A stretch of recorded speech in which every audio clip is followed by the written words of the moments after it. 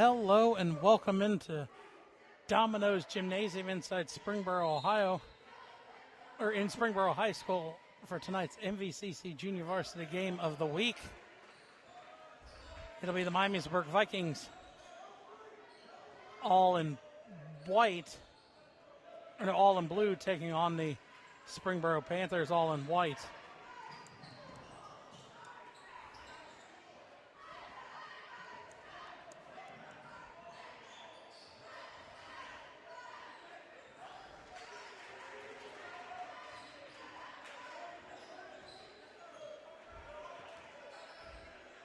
You see here Springboro Miamisburg trying to get it inside the three-point line. Cross-court pass to number 21,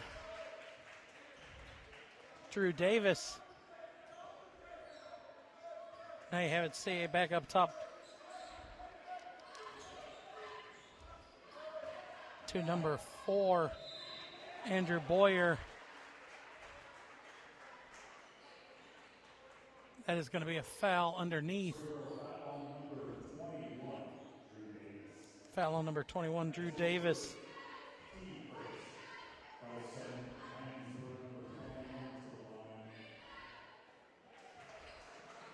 That's going to send Alex Anderson shooting, or no, sorry. Let's say Ogabor shooting the one free throws. And Ogabor makes them both. Now you see Springboro going to come out, or Miamisburg going to come out and play a little bit of a full court press.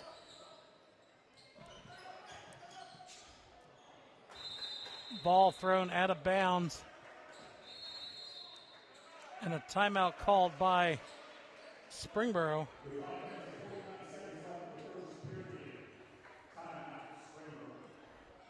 Springboro not really getting anything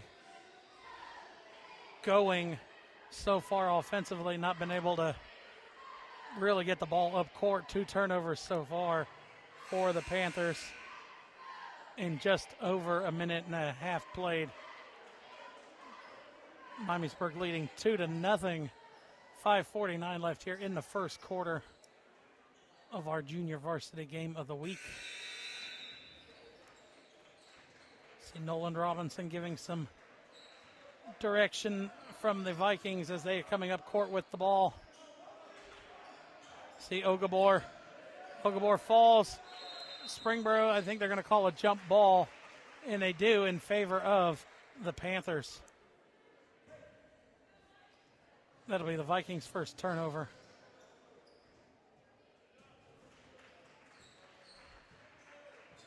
Now you're going to see number 1, Braden Wilhite, bringing it up the court.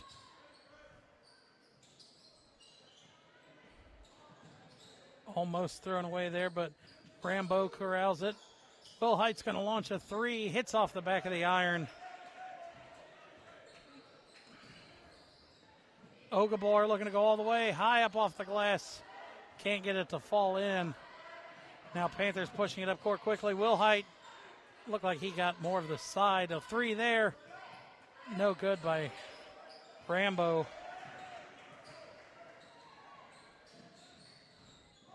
Davis dribbles out, or Boyer dribbles out, gets his own rebound, puts it back up, and falls just off the front of the rim.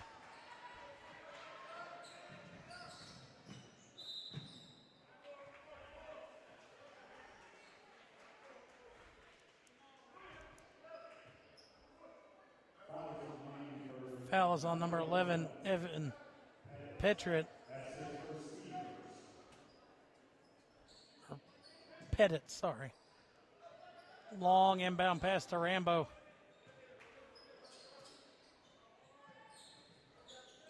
Now back up top of the key to Wheelhide. That's going to be a 3. That one just off a little bit by Drew Davis.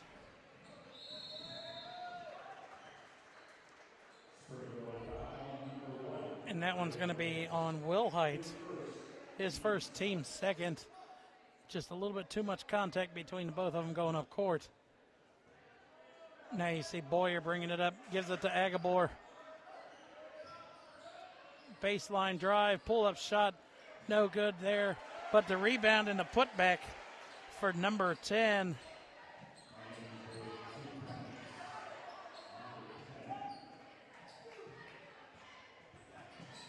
And we'll work on getting who number 10 is.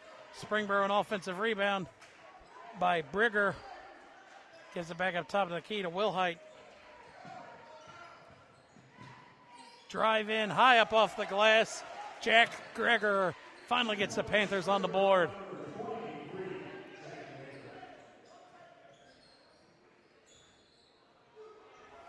Turnover there by the Vikings. Springboro has the numbers, and they're going to dribble out. Cross-court pass. Brigger's going to launch a three, and he finds the bottom of the net to give the Panthers their first lead of the game. They lead 5-4 with 3:20 left here in the first quarter. Agbabor kicks it back over to Boyer. Boyer trying to drive in. Excellent defense there by Brigger. That ball out of bounds, going to go to the Panthers. This will be the first time going up court that Springboro will have the lead.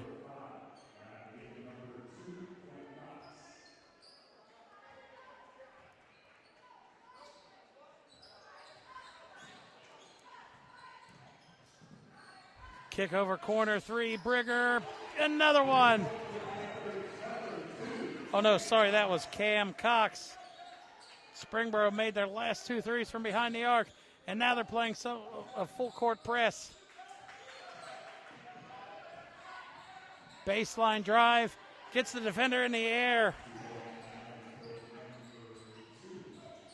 That was Nate Jamison. Brigger hands it back off to Cox. He's going to drive in, cross his corner, pass. That three is off, but 10 for Springboro. Rambo got his rebound, and he's going to go to the line to shoot 2.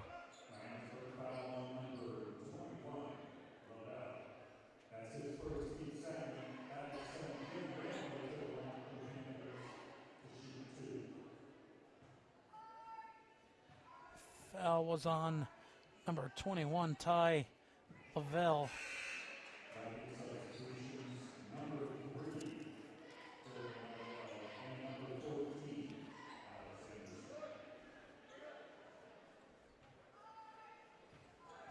Going to put Rambo at the line. Rambo makes 1 of 2. Hits the second half of them and gives the Panthers a 2-point lead now. Splits 2 defenders just a little bit too much. Offensive rebound, though, for Weedle. And that ties the game up at 8 with just under 2 minutes left here in the first. Kick out. Wilhite's going to launch a 3. Just hit off the front of the iron. Rebound for the Vikings. Weedle, and then a turnover. Rambo gets the floater to fall. And Rambo is on the floor holding his ankle. See Rambo on the floor. Might have come down wrong on his ankle. Maybe see if we can see a replay of that last basket he made.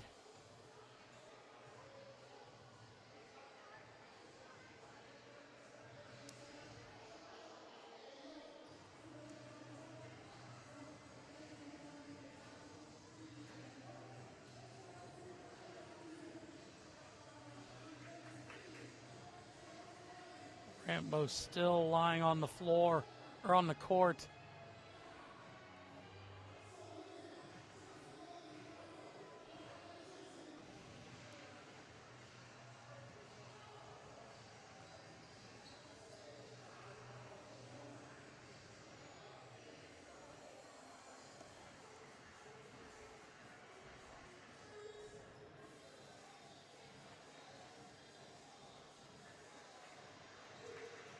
There you see Rambo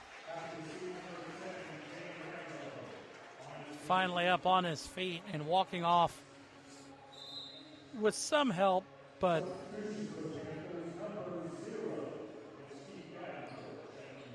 he's going to walk to the end of the bench, and He might actually walk into the locker room. No, he's going to stay on the court, and Miamisburg gets the ball back, trailing again by 2. Almost a turnover there for the Vikings. Springboro firing for a trap. Out of bounds, the throw went. Miamisburg tried to throw it off of a Panther and just didn't get it. So that'll be the 5th turnover for the Vikings. Springboro looking to add to this score with 1:25 left here in the first quarter. Wilhite feeds it down low to Davenport. Davenport spin, or no, that's not Davenport. That is Matt Meek with a turnaround jumper after he gets the defender in the air. Agbabor kicks it over in the corner. Back up top now. Agbabor has it.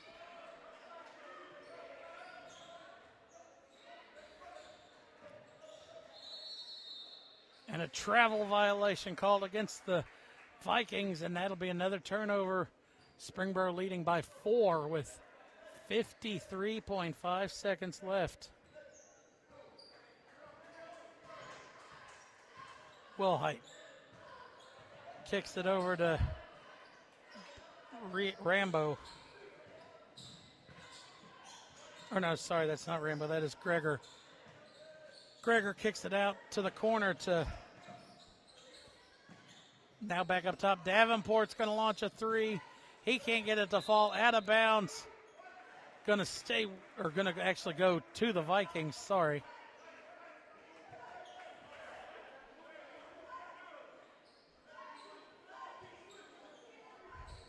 No, actually, they changed the call. It's going to stay with Springboro. Inbound pass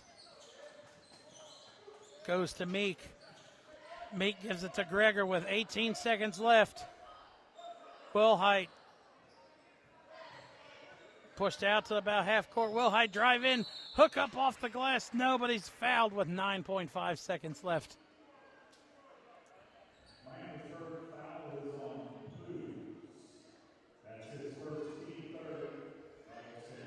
The foul is on Ethan Plews for Miamisburg. Wilhite makes the first.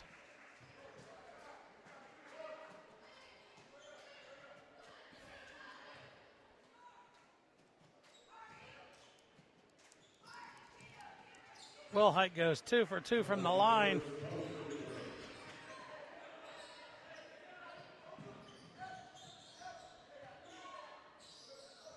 It's 2 seconds left. Miamisburg gets his shot off right before the buzzer.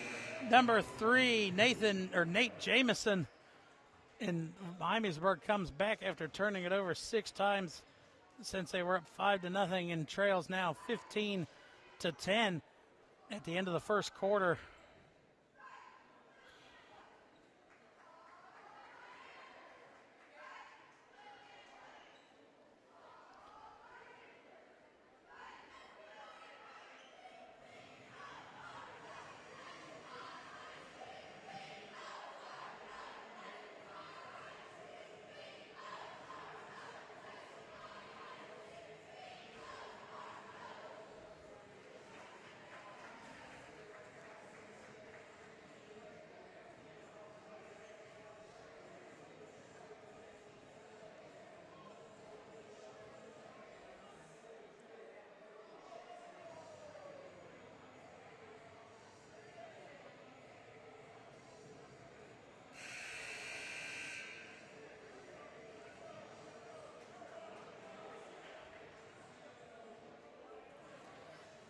As we get ready to start the second quarter, our MVCC Junior Varsity Game of the Week, presented by Minutemen Press of Kettering.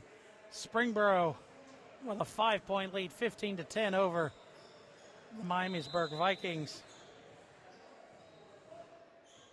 It'll be Viking ball to start the second quarter.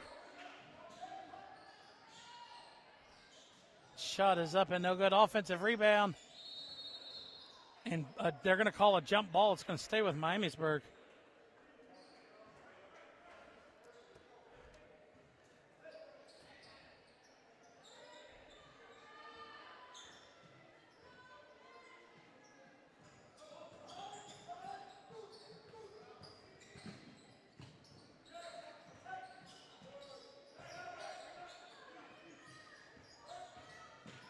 Davenport drives in, and they're going to say he traveled. It's going to be the Panthers' first turnover of this second quarter. You see Springboro going to kind of stay in that full court press. Springboro gets another steal. Pushing it up court, crossover, back up top of the key. Brigger can't hit the bank shot. Davenport with an easy rebound and put back though.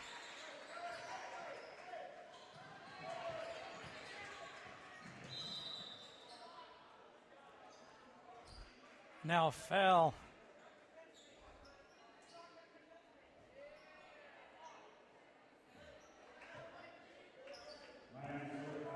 It's going to be a foul on the Vikings. Number 14, Alex Anderson.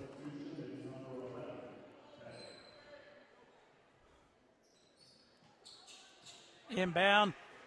And Meek makes that inbounds pass look easy for the Panthers as they extend their lead up to 9. And a travel called there on number 4, Andrew Boyer. And Miamisburg just starting to come apart here to start this second quarter.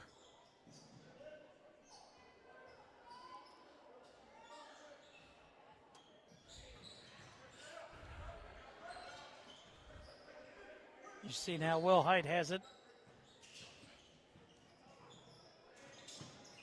His floater's no good.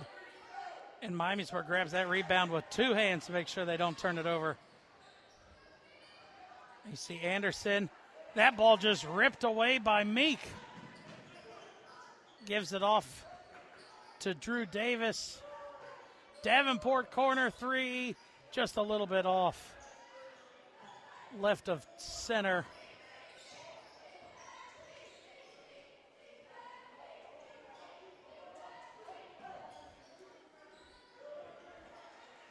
Ball out of bounds.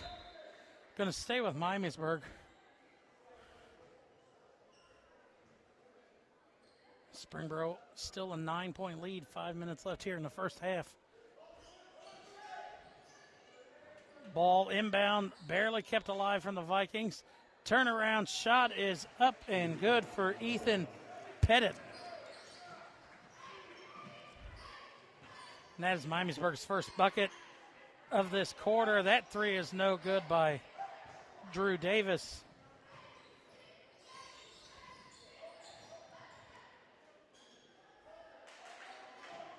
Boyer, hesitant step in. Now he tries to dribble in.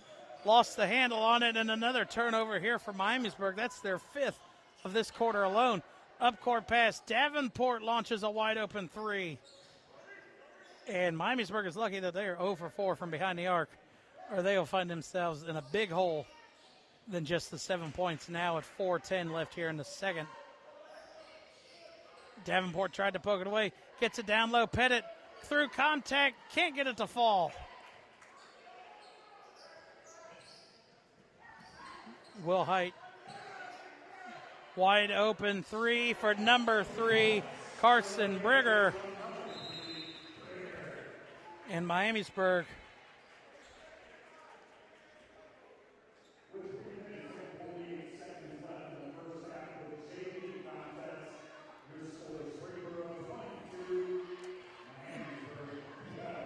.348 left here. Miamisburg calls their second timeout of the game. Now trailing by 10, but the thing is for the Vikings, they have 5 turnovers in this quarter and have only scored 1 bucket.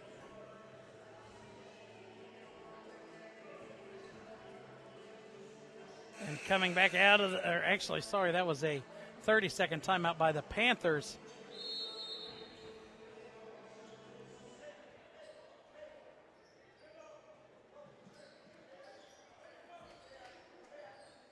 You see Anderson kicks it over to Weedle.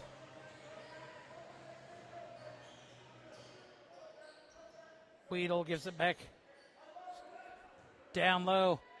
Pettit up off, well, not even up off the glass. Pettit just went for it. Miamisburg trying to cut into this deficit a little bit at a time. Wilhite drives into the paint. Wilhite off the back of the back iron, no. Now Miamisburg a chance to really get into this deficit. Drive out kick. And that is about as late of a travel I've ever seen called in high school basketball. Here you see Pettit. Thought he was going to use the backboard. It ended up not. But Pettit, last couple trips down, he has went through a lot of contact to get his 4 points.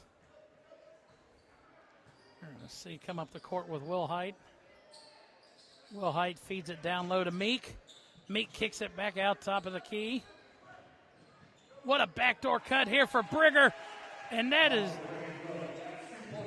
or charge, that's Jack Greger from Carson Brigger. And I mean, if you get a backdoor work like that in a JV game, your coaching staff for the varsity level is running a lot of practice with you. Because that is about as perfect as you can get on a backdoor cut. And we'll take a look at that replay when we get a chance.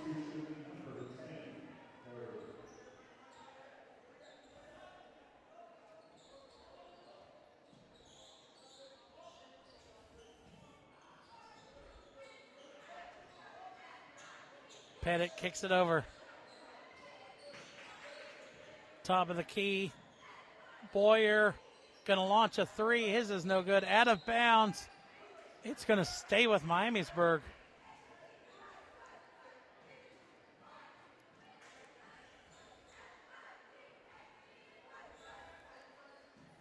Long inbound top of the key goes to Weedle. Weedle up off the glass and finishes. Cuts it to an 8-point game. Just under 2 minutes left here in the first half.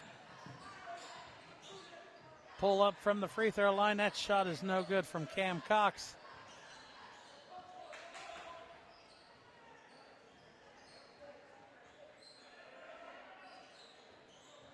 You see Weedle gives it over to Pettit, back to Weedle. Trying to find it down low. There's a three attempt. That's no good. And that is going to go out of bounds off of Miamisburg. Looked like Angelo Leonard shot that three for the Vikings.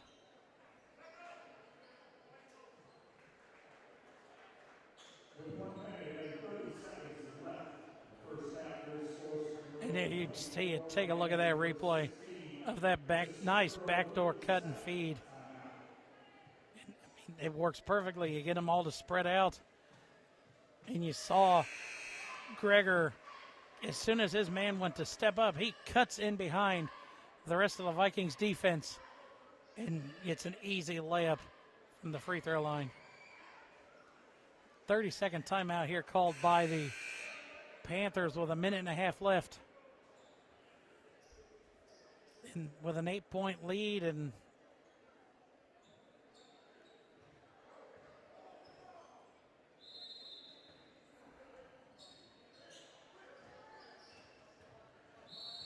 now a foul is going to be called on Boyer.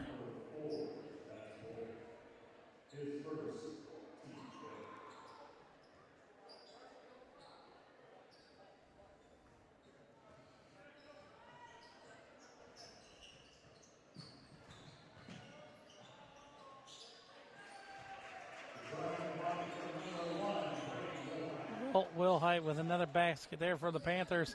Puts it back to a 10-point lead. Pettit up off the glass. Pettit has the last 6 points for the Vikings. Under a minute left here in the first half. Wilhite kicks it back out to Cox. Cox spins, moves, fakes the handoff, spins into the paint, and another easy bucket for the Panthers.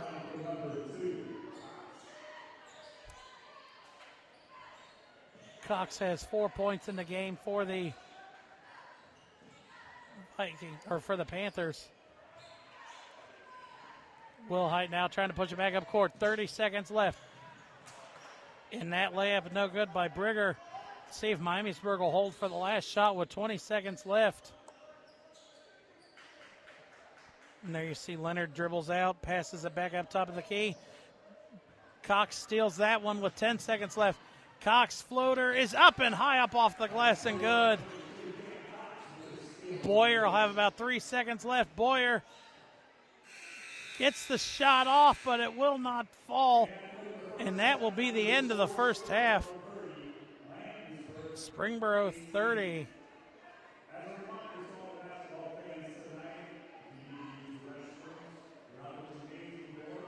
And that is how the first half will end.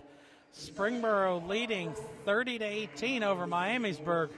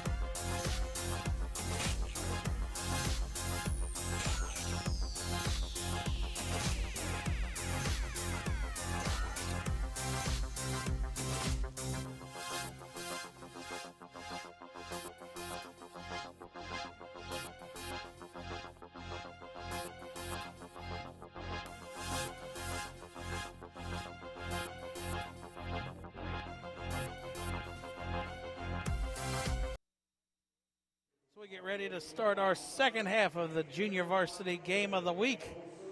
Springboro with a 12-point lead, 30-18 over the Miamisburg Vikings. And what it has been, it's been turnovers for the Vikings. They had 5 in the first quarter, 5 again in the second quarter. And the only reason Miamisburg's only down 12 is Springboro's lackluster shooting performance from behind the arc. Springboro a stagnant 3 for 13.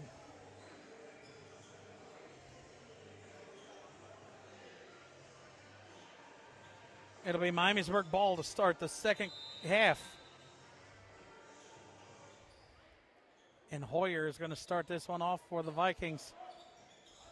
Guarded by Wilhite, now kicks it over. Agbabor drops, kick back out top of the key. Miamisburg has to save it from going out of going back court violation. Was Pettit.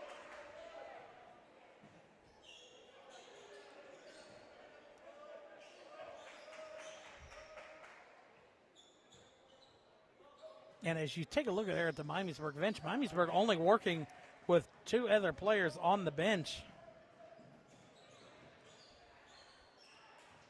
And Springboro turns it right back over. Leonard going to drive around, try to get into the paint. Pushes it out top of the key to Hoyer. Back up top, Leonard's going to launch a 3, and he buries it. And now you have a carry called against Springboro.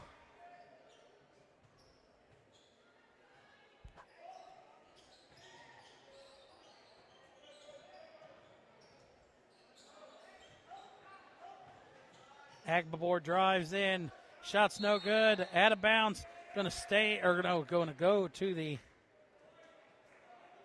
Vikings, or go back to the Panthers.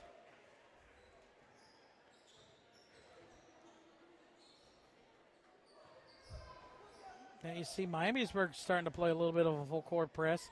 Free throw line jumper for Brigger is good. He has 5 points in the game.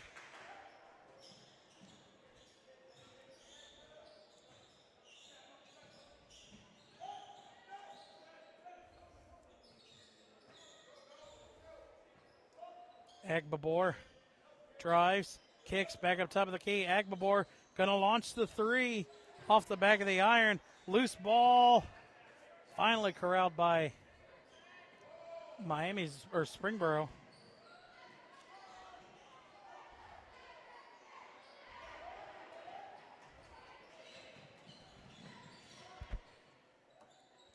Agbabor corrals a loose ball, puts it back up, gets it back under 10 as Miamisburg trying to chip away at this lead that the Panthers have.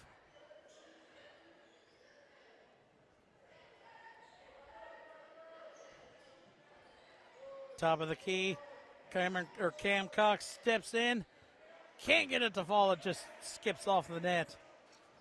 Now Miamisburg to even draw closer. Agbabor gets the defender to stop and can't hit the 14-footer.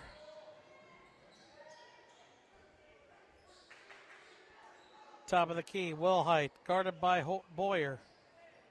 Wilhite's going to drive in, lost it on the way up, and it's going to go back to the Vikings.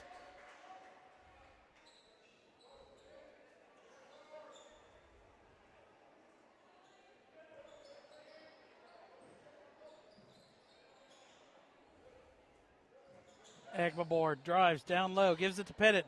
Pettit shot it up off the thing and count the bucket, and Pettit's going to go to the line for an and one.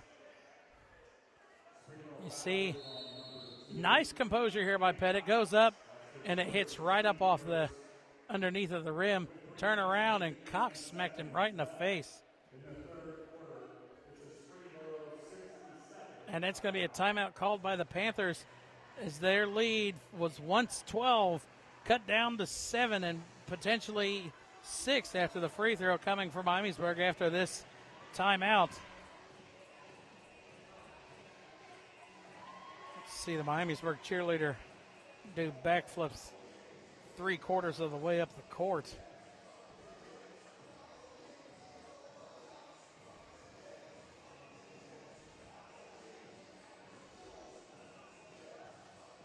Looking at the Panthers, 2 turnovers is all they've done so far this half.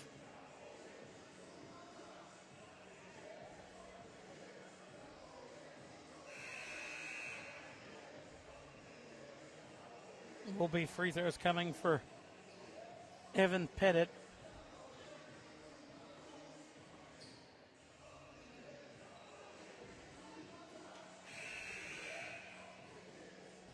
Pettit has not been to the free throw line yet in the game. Miamisburg's only shot. It's actually Miamisburg's first trip to the free throw line.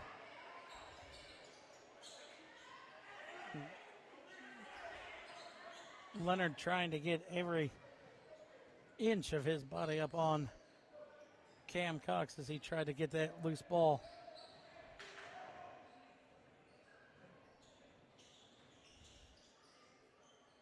Cox gives it back to Wilhite. Down low. Up off the glass, no good. Gregor couldn't answer. It's Miamisburg, Agbabor.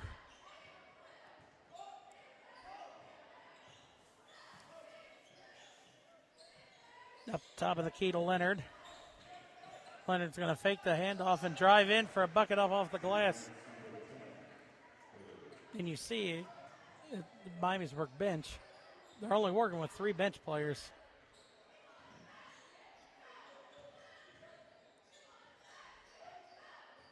Wilhite's going to drive in, feeds it down low to Meek. Meek throws it away. Leonard gives it back to Hoyer. Hoyer's floater is good. Nice shot there by Hoyer. Or Boyer. That was a kind of falling backwards floater. Now Wilhite hands it off to Gregor. His layup is up and good. Gregor has 9 in the game, leading scorer for both teams.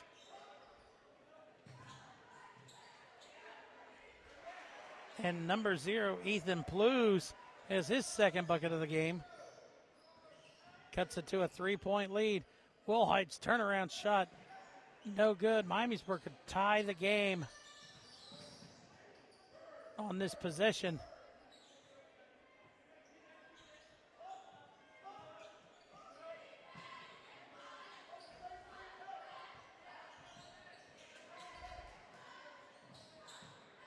Contact, nothing called. Got Ty Lavelle gives it up.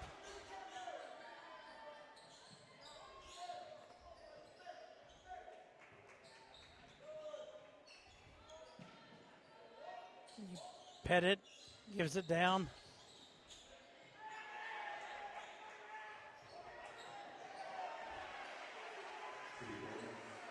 And that cuts it to a 1-point game. Miamisburg has slowly crawled back into this one. 15-4, they've outscored Springboro in this half, or in this quarter.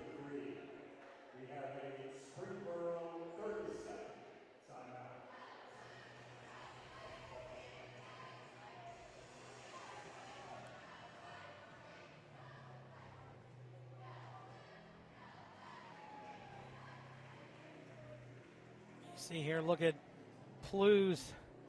That one was blocked. One dribble, and Leonard puts it back up off the glass. Leonard is tied. Grigor with 9 points.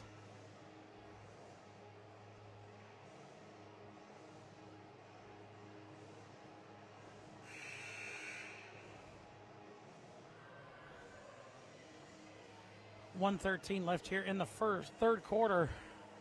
Springboro's 12-point halftime lead has been cut to 1.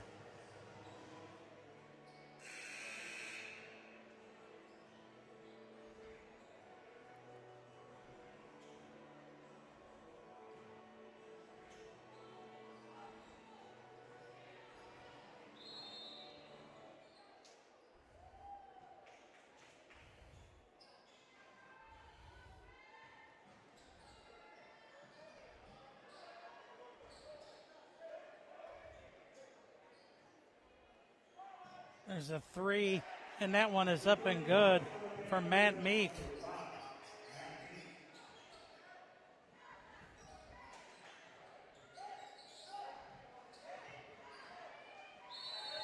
And that's a foul down low, and that's going to send Plews to the line.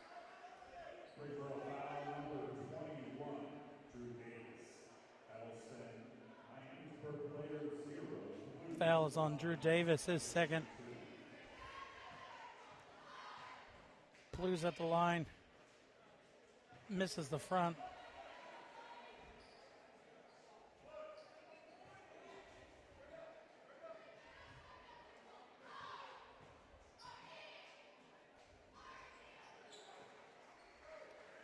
Makes the second one. Cuts it back to a 3-point lead. Almost an over and back. Meek stops. Let's see if Springboro's going to try and hold it for the last shot.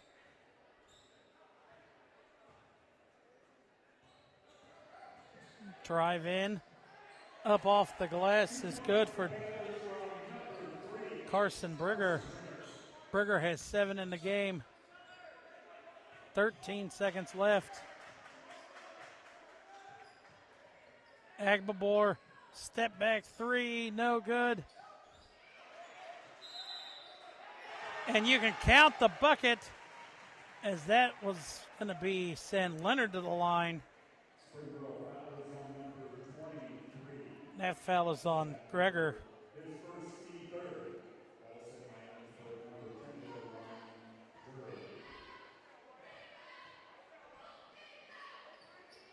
And you see the ref there count the bucket. Completes the 3-point play. And that one wouldn't have counted anyway. He didn't get the shot off. But how about that? Springboro outscored 19-9 that quarter to cut it to a 2-point lead for the Panthers.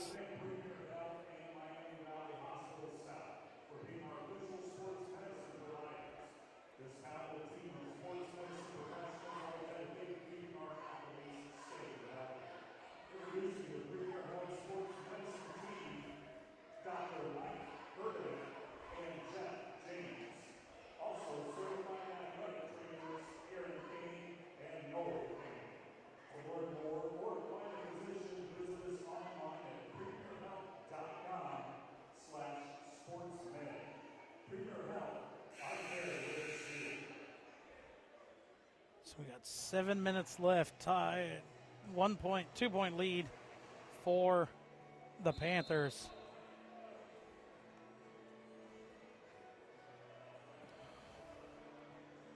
It'll be Springboro ball to start.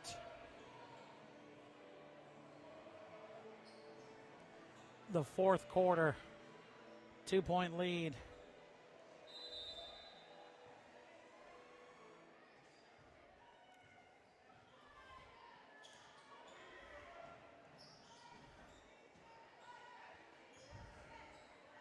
Brigger gives it over to, or Brigger gets it from Gregor.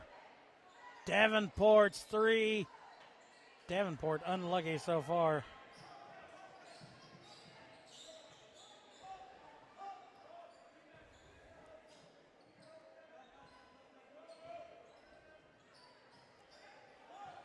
Agbor back up top of the key, three. And what a bank there by Alex Anderson, as that gives the Vikings their first lead since it was 5-2 in the first quarter.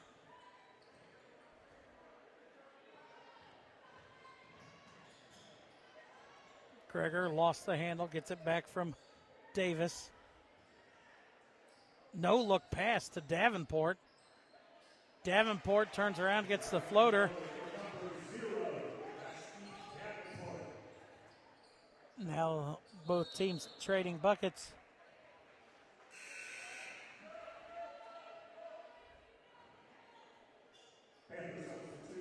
Watch this bank three above the top of the box on the back of the scoreboard. And no look pass there. Brigger honing in on his inner Mahomes with a no-look pass.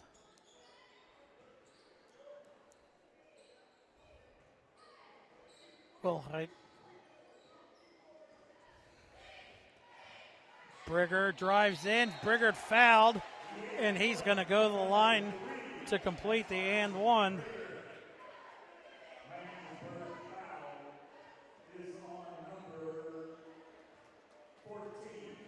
Second foul on Alex Anderson.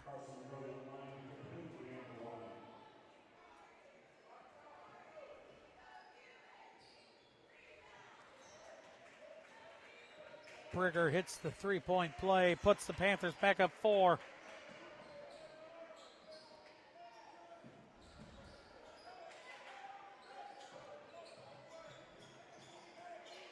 Leonard gets his own miss. And they're going to call a jump ball.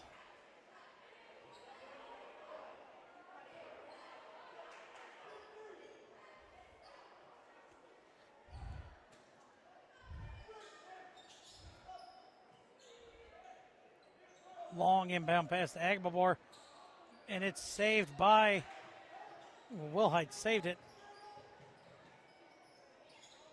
That shuts off by Plews. Plews fights for the loose ball, gets it, but Springboro comes away with it.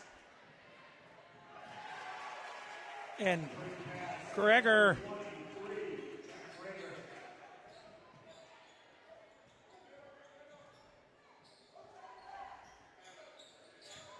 Plews lost it again, going to the ground, and they're going to call another jump ball.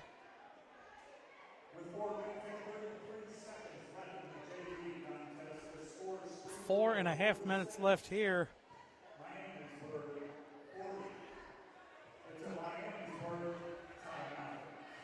30-second timeout called by the Vikings. They have 3 timeouts remaining in the game. Springboro just the one.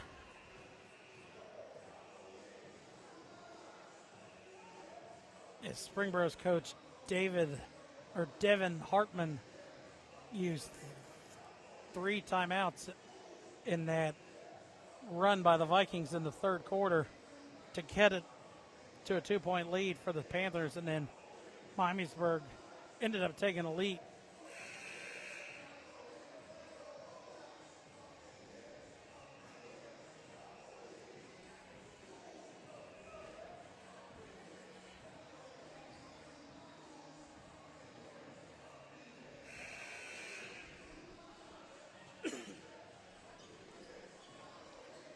Agbabor set to inbound here for Miamisburg underneath his own basket. Inbound pass goes to Jensen. Miamisburg trailing by 6.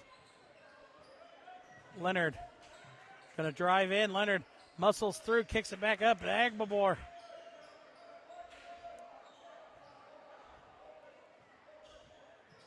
Now you see Jensen. There's a 3, rattles at home. Agbabor.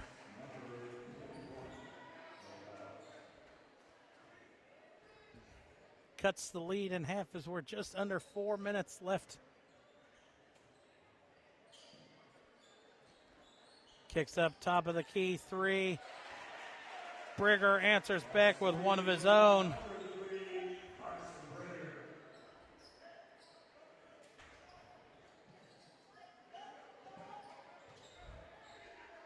Pushes it back to a 6-point lead. Blues kicks it over. Back up top to Jensen.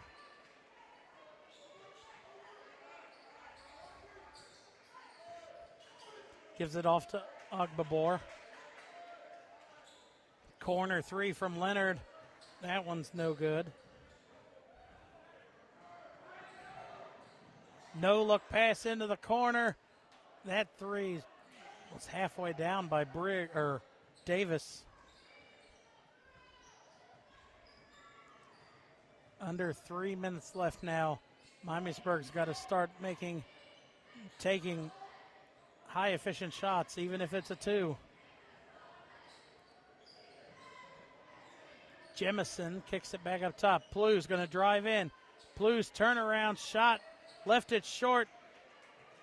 And I'm surprised they did not call that a jump ball. 2.5 minutes left, 6-point lead for the Panthers as Wilhite takes his time bringing it up court.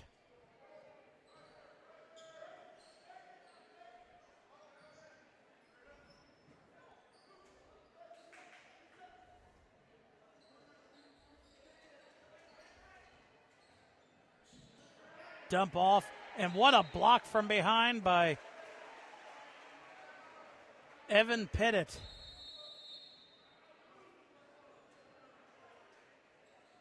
Watch here, nice dump off here. And Pettit goes up and just palms the ball. And it's going to be out of bounds to the Vikings.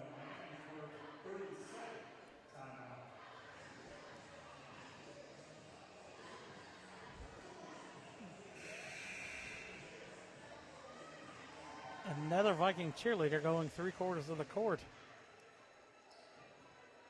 30-second timeout called by the Vikings. 2:11 left here in the 4th quarter. Miamisburg trailing by 6. Still enough time where you can go and you can get some easy 2s.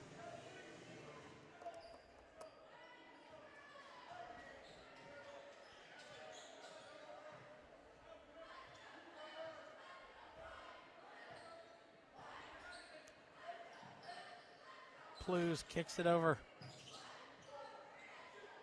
Cross court, saves it from going out of bounds. Pettit hits a 3 in the corner.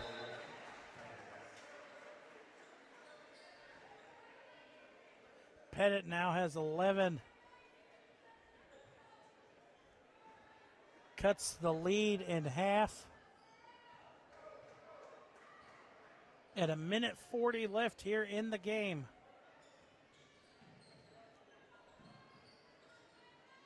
Brigger passes off to Gregor. Agbabor went for the steal, kicks out. Brigger 3, short.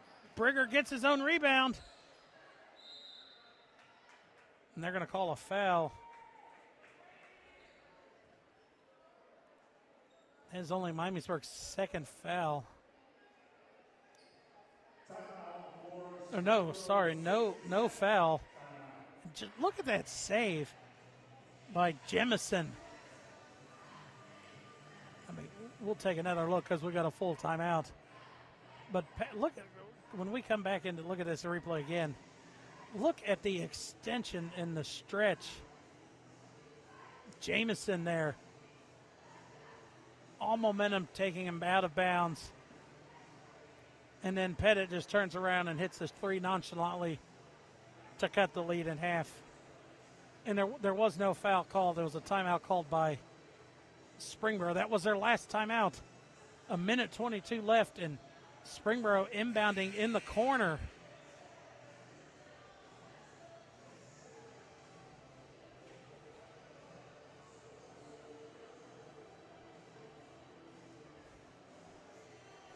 And you want to talk about fouls. 3 for the Panthers and only 1 for the Vikings.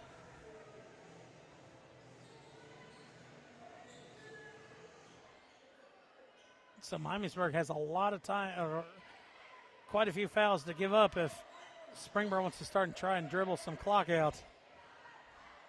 You see Miamisburg trying to double team anybody who gets the ball. Wilhite kicks it out, and Miamisburg think might start fouling here.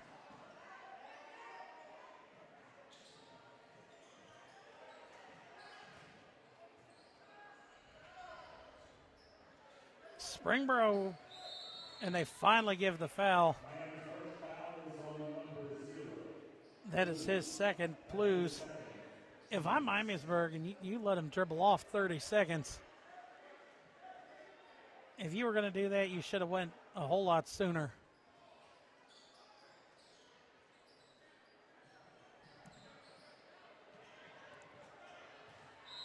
And now another one here with that one took off 6 seconds. It's the second on Lavelle. Third for Miamisburg.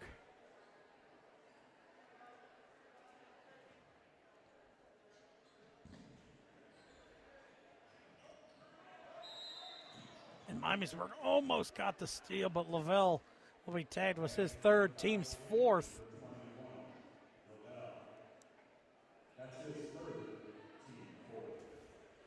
That one only took 4.1 off the clock.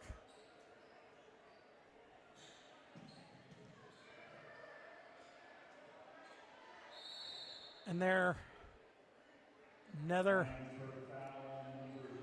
that foul is on Nate Jemison, his first, team's fifth. And that one took only 2.2 seconds off.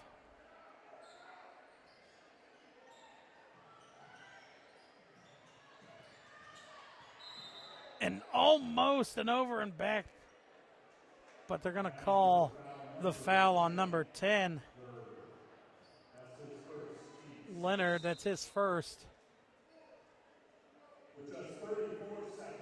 34.5 seconds left. Miamisburg's going to take a timeout. That leaves them with one. And the next foul from Miamisburg will put Springboro at the line shooting the 1-and-1. So maybe if you're Miamisburg, you try and draw up a defensive stand here.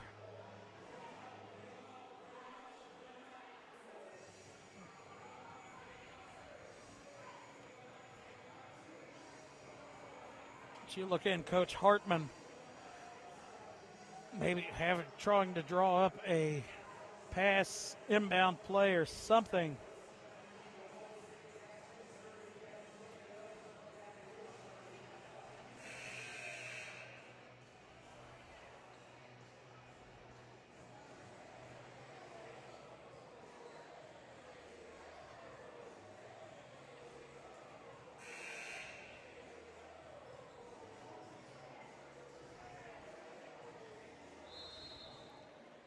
.5 seconds left. Now you see Miami's were playing a little bit better of a inbounding. And now that's going to be the seventh team foul. That's the second on Leonard, his team's seventh. And that's going to put the Panthers at the line, shooting the 1-and-1.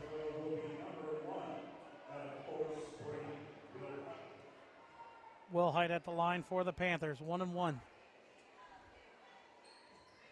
Wilhite misses the first. Miamisburg gets the rebound. 30 seconds left. Blues hit the last one, and Pettit the one before that if you're looking at somebody to take the three. Top of the key, Jemison. Ogbabor has hit a couple himself. Pettit calling for it. Miamisburg turns it over. and going to be deflected out of bounds. Stay with the Panthers, and Miamisburg only had 2 turnovers the second quarter, none to that point, and none bigger than that one. 11.1 seconds left.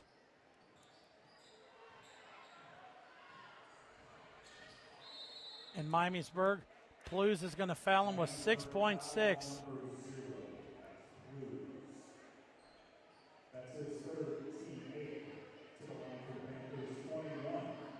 For the 1-and-1, it's Drew. And you see Jemison tried to get a little too fancy with the ball. Miamisburg misses, but an offensive rebound.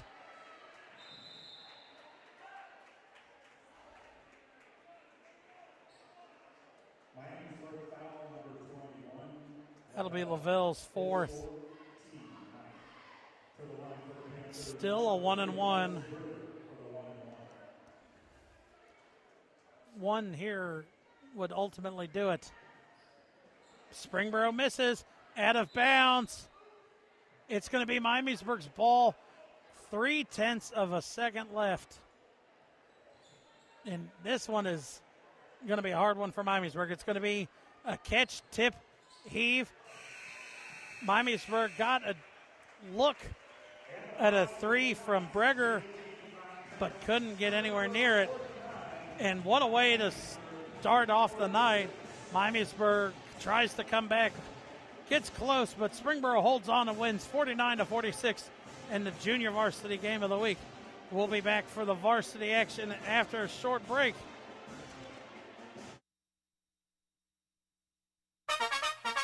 Think about it. Think about it.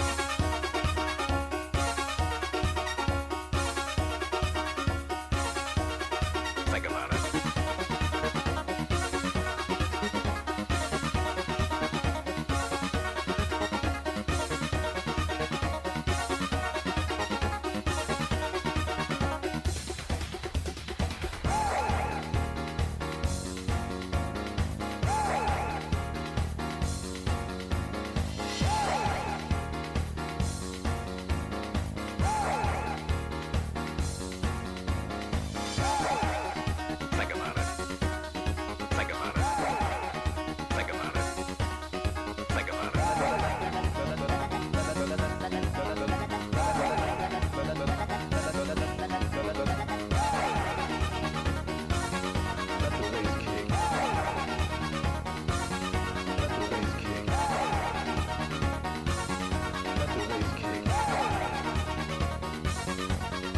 Kick.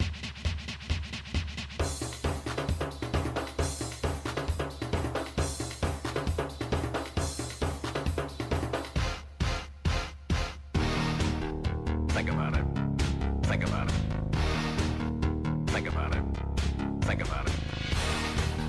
Think about it. Think about it. Think about it. Think about it. Think about it. Think about it.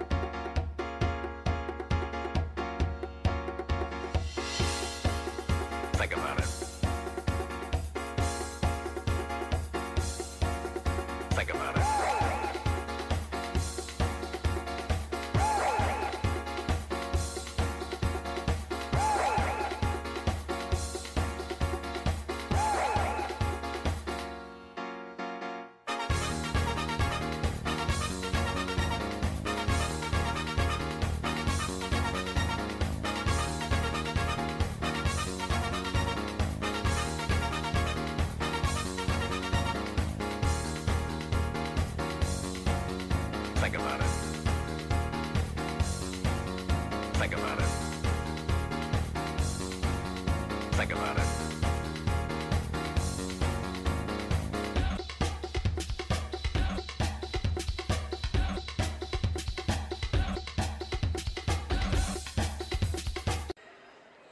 All right, welcome back into Domino's Gymnasium as we're going through, or the PA guys going through the starting lineups for both schools. We're going to get you started. The 3-7 Springboro Panthers are set to host the 5-5 Miamisburg Vikings. Andy, what does Springboro have to do to try to win this game, especially since this is going to be their fourth game without playing with R.J. Greer, who I was told is done for the season? Well, Jared, losing a guy like R.J. Greer, it's always really tough. He's a great prospect and a really good player for this team. But, in his absence, Maxim Butler, specifically over like the last 5 games, has stepped it up. Really kind of struggled there against Centerville. But if you take that game out, I mean, it's Centerville, right? But if you take that game out, he's averaged 19.5 points over the last 5. And he's also shot a blazing 64% from the three-point line, 18 of 28. He's just been knocking everything down, everything that he's taken. So if Maxim Butler is able to keep things rolling, I think they might be able to get a win tonight. It'll definitely be hard. Like we said, this is their 4th game without, or Greer played the first 4 games and been out since. Springboro 2-5, and like you said, they played a tough Wayne team. They played Centerville. They played. I think they lost a close one to Lebanon. Or no, they lost a close one to Kings. So they're a couple baskets away to maybe even being closer to 500 since Greer's absence. So it'll definitely be interesting to see how the Panthers step it up here.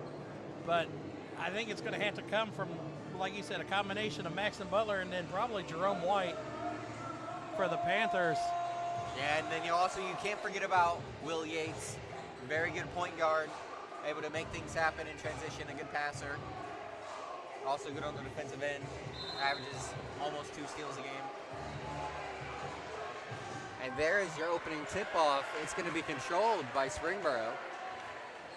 And kind of interesting, I mean, when we were here earlier this year for the Fairmont game, Jaden Brown started in that one, and he hit quite a few threes in that game. Kind of surprised he's not in the starting 5 for this one. Yeah, that is an interesting development that we'll have to watch.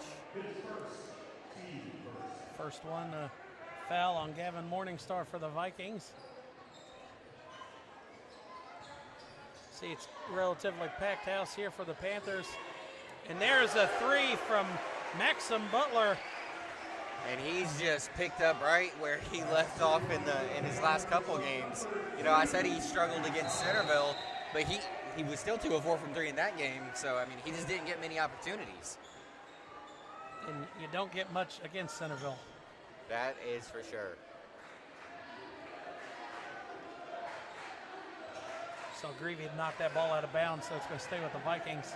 That one, a dangerous pass and intercepted by Butler. Butler looking to go up, and Butler finishes. Nice touch on the finish there by Butler in transition.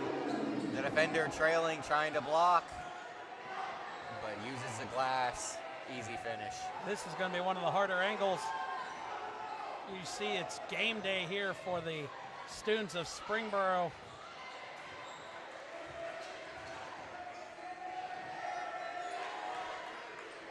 You see here, Kaiser Cornwell kicks it over in the corner to Ball. Miamisburg trying to whip it around. And Miamisburg back-to-back positions, back-to-back turnovers to start this game. Andrew Horner tried to feed it down low inside. The pass was a little too high.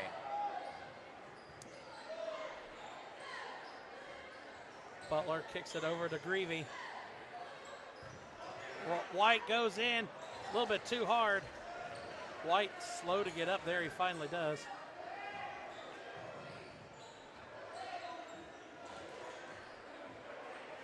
And I kind of have a feeling if Springboro would have scored on that possession, that might have been a quick timeout by the Tim Freeze and the Vikings.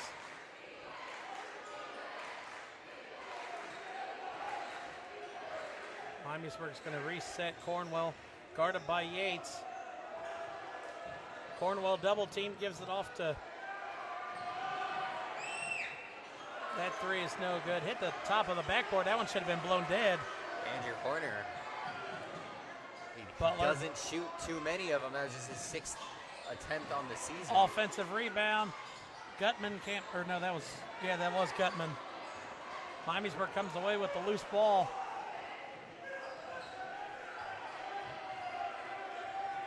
And you see the pressure the Panthers put on.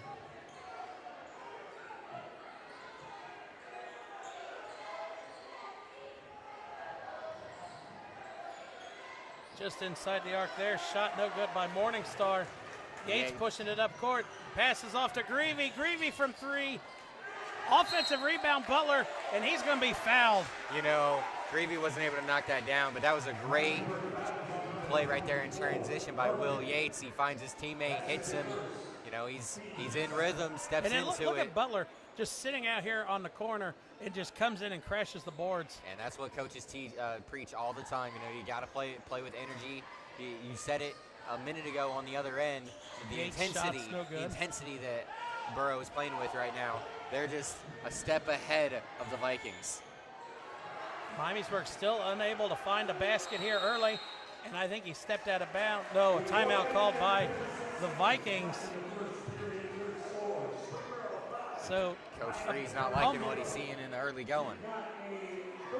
4:40 seconds left here in the first quarter, and Miamisburg unable to find a bucket. 3 turnovers and 2 missed shots, and I don't know. I mean, this defense has definitely stepped up for Springboro here. I mean, this is a bigger rival for them in GWalk than a Centerville or a Wayne. I mean, we see how both these two schools go at it when they're on the football field, and the student sections will definitely make up for the lack of hitting. But so far, Miamisburg's left quiet and scoreless. Yeah, and you talk about the students. There's quite a few students here. You know, I know. If you look at it, it's a lot more than our student last trip section out here. goes up further than what Springboro's would, and they are just all sitting down, quiet. Miamisburg giving them nothing to cheer about yet, and Cornwell's looking to maybe change that after the Vikings' 30-second timeout. There's a 3, and that one is up and good for Gutman. Or no, sorry, that was Ball. Looking at the wrong 25. Butler answers back with one of his own. Butler with the catch and shoot. Maxim Butler, 20 for 30 over the last 6 games from 3. Just absolutely insane. That one up and good for Andrew Horner. Nice job, Horner able to get that bucket. But look at this. Yates pushes it up court quickly. Butler, that was White, gets it back.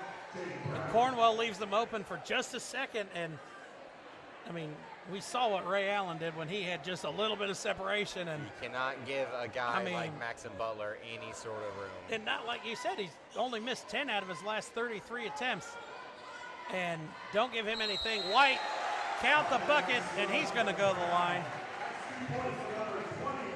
And I'll tell you what, right now, you wouldn't know if you walked into this gym right now that Springboro is a team that's been struggling this season. They're playing extremely well right now, getting anything they want. That foul is on Andrew Horner for the Vikings.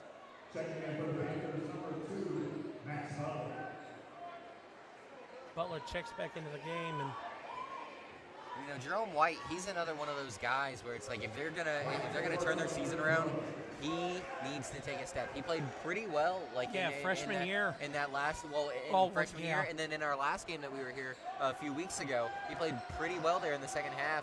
He 6 needs points, to take but that next step. His presence is known more on the defensive side.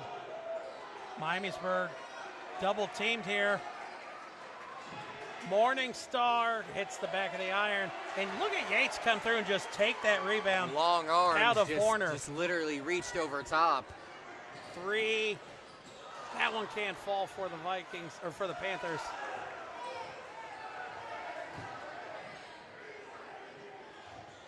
corner, drops the shoulder, and that's an offensive foul.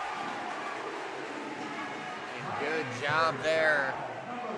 That was Carson Gutman there standing his ground in legal guarding position the whole time, and that last dribble and the shoulder, it's gonna get you the call almost every time.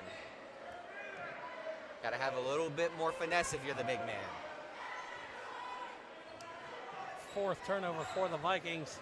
Yates stops, dribbles, tries to go for the scoop shot, and that's going to be a foul, I think, on number 24, Carson Gutman, for the Panthers.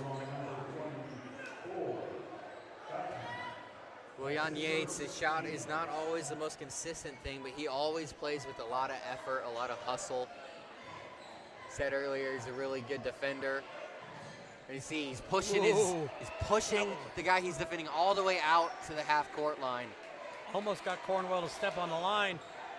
Murphy passes over in the corner. I think that was a cleaner pass. Cornwell shooting that three.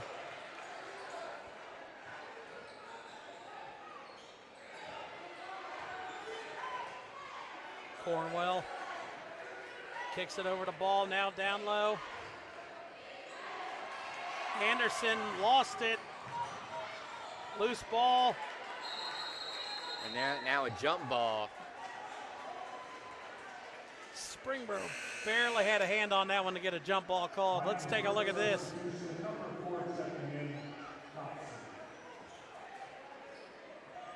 Oh, you saw Freeze in the corner trying to call the timeout, which if you're Miamisburg, you're kind of glad he didn't, because you had the jump, or you had the ball in your favor.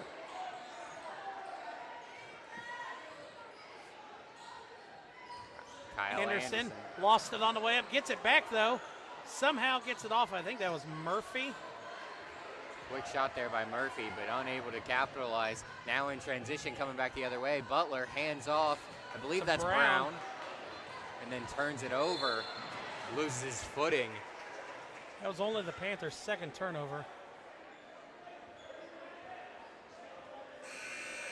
And the way Springboro started out, kind of fizzled out here late in this first quarter. You know, you're not always going to get the shots to fall, but they're still playing with that same energy. So I still like the way that they're playing. Yates is almost riding Cornwell up the court. No separation between the two. And that one thrown away. And you can just see the hustle and the commitment right there on defense. Forcing the bad pass. And look, I mean, Springboro, and this is a testament to Coach Brian Bales. In his time at Franklin, he was always moving and double teaming anybody off of a screen or a pass on the defensive side. Out of bounds, that's going to stay with Springboro. And I mean, we all know what he did when he had Luke Kennard. Went to 4 straight sectional championships, four straight district titles. And that's his bread and butter when it comes to defense. And Yates just looked like he took his eye off the ball. Gives it down low to Morningstar. And they're going to say travel, it looked like. Travel called. Just over a minute left here in the first quarter. Yates gives it to Butler. Springboro moves it around the outside of the arc well. Pull-up shot from Greavy, no good. Loose ball, Yates gives it to Butler. And that's a foul called underneath. Didn't see who they said it was on. It's going to be Cornwell, his first, team's 5th. Yates got to get it in. Lobs it into Butler. 37 seconds left. Yates going to the right. Greavy's going to drive, gives it off. Up off the glass, can't finish. White, though, with an offensive rebound. And White is fouled. He was in the act of shooting, so he's going to go to the line to shoot two. Nice job by White there. Gutman not able to complete his attempts. White able to get in there and clean it up. That one rattles around the rim and falls out.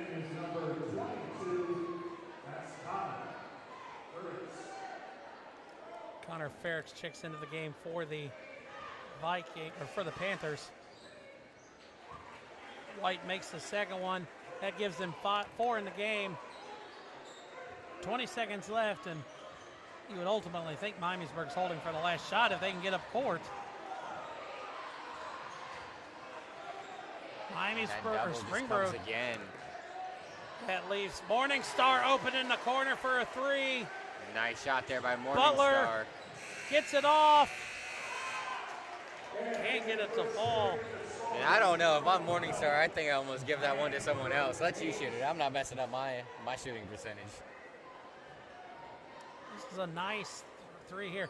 After Springboro gets Miamisburg out to the half-court line again, and you see Greavy went up because the pressure pushed Miamisburg out, and that left Morningstar open for just a second to get that pass.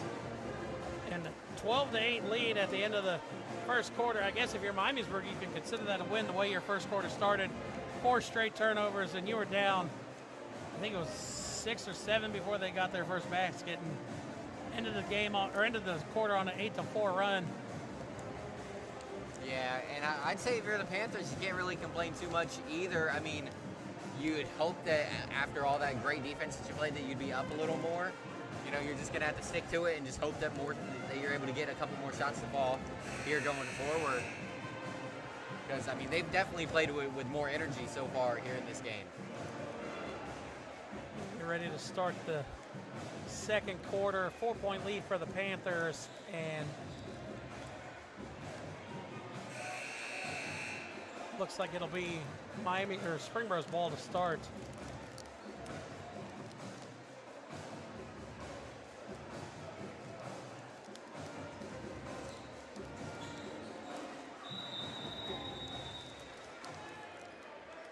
Looks like Miami or Springboro's going to stay with the same starting 5 out there. It looks like.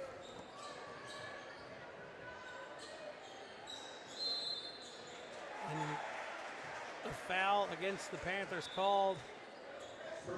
An off-ball screen? Okay. You see White there hit a move. Just pulled that shoulder out a little bit and get him with a moving screen. I saw it there. That's White's first, team's third. Gets it down low.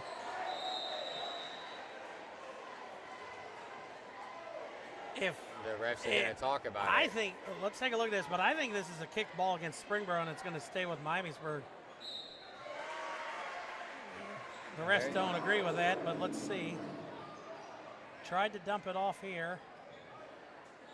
No, off the knee. It ricocheted off the knee of Drew Copsey. So heads up play there by the refs. I thought it was a little bit lower pass and bounced off Yates' foot. Butler drives in, kicks it out. Top of the key, 3. And Greavy. And just from the namesake, you do not want that one to get hot. Turnover there by the Vikings. Yates corrals it, loses it. Butler drives. Gets the the glass finish. in the good and the pretty roll. Absolutely outstanding there. Maxim Butler, And a 10 travel points. called against the Vikings. Gives it right back to the Panthers. Maxim Butler with 10 points just a minute into the second quarter. He's Goes through 2 defenders and finishes with a nice layup off the glass. Yates gets the handoff from White. Yates free throw line jumper. No good. Copsey comes away with the rebound. Cornwall in transition.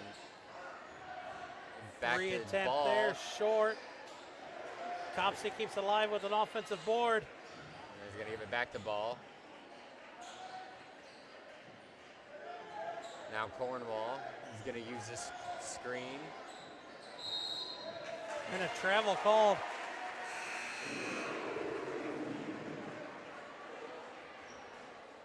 And you Kinda see hard to Miami's see for from my angle. Springboro just comes Yeah, away. he just did a He little hop shuffled, step yep. right there. Great call there by the ref. He's got to have better awareness there if you're Cornwall.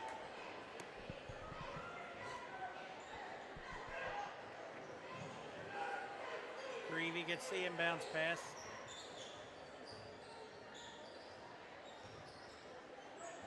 Butler, he even fakes that hesitant, and you got to at least put a hand up. Now White trying to work inside on Copsey. White, offensive foul called against White. I almost don't know about that one. That one looked a little ticky-tacky, as White was just trying to get good position. And I don't think he used any excessive force or anything. No, I was looking. The back ref called a travel on White. Okay. I was looking to see the scoreboard change for a foul, and it wasn't.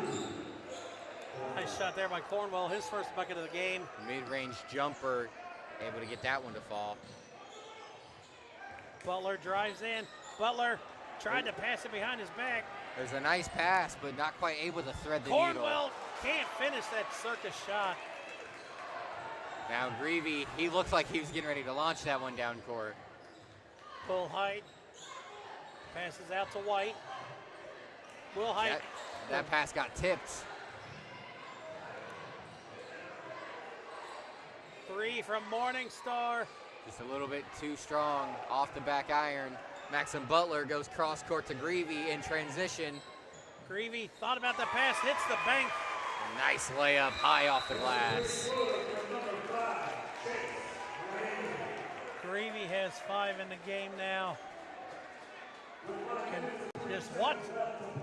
I thought Greavy was going to pass it over here to Butler. Kind of got, let's see, that's Anderson and Copsey to kind of stop. It just gives them that little advantage. And I kind of agree. I was looking. I thought he was going to find Butler in the corner, but good decision. Take it up himself. Extend the lead to 9.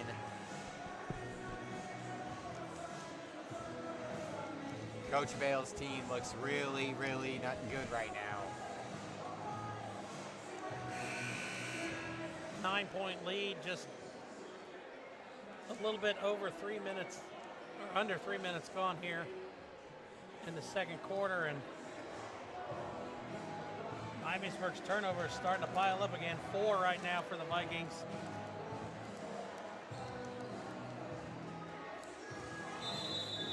Got 10 total in the game. 11 so Wow. far for the Vikings. And it all comes because of that pressure by the Panthers. Copsey tried to finish, and it's going to stay with Miamisburg, but I kind of think they missed a reach in there on Mason Henry.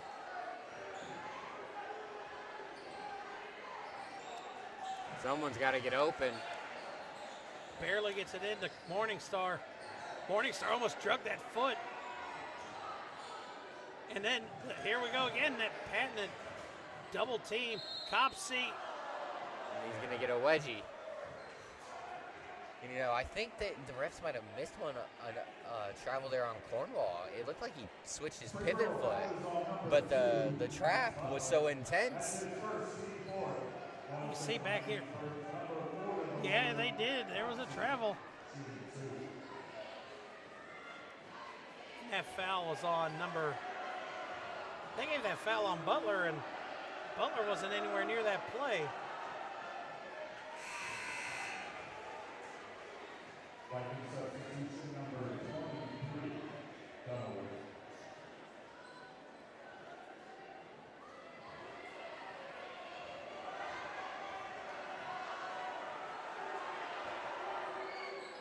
Copsey makes them both.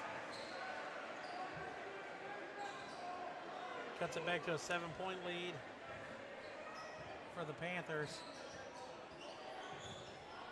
Yates passes out to Butler. Butler, what a block there by Dunaway. Copsey going the other way. too hard, and I think he was kind of in an awkward position underneath the glass. Yeah, he rushed that one. Should have slowed What a it pass, down. Butler, Greavy, and if he could have hit Will that Yates. three. Ooh. Nice little Or, sorry, that was drop-off Yates. pass. Drop-off pass to Greavy. And look, you see, Bales is almost out on the court as a sixth defender for the Panthers with how much he moves up and down the sideline. Copsey can't finish the circus shot. And if he could have hit on those back-to-back easy layups, this is a tighter ball game. Henry, turnaround shot's no good. He's Henry gonna get gets his own miss, rebound. though. And an offensive foul called. And I like that call. Henry out of control when he gets his rebound. Gonna bump into the defender.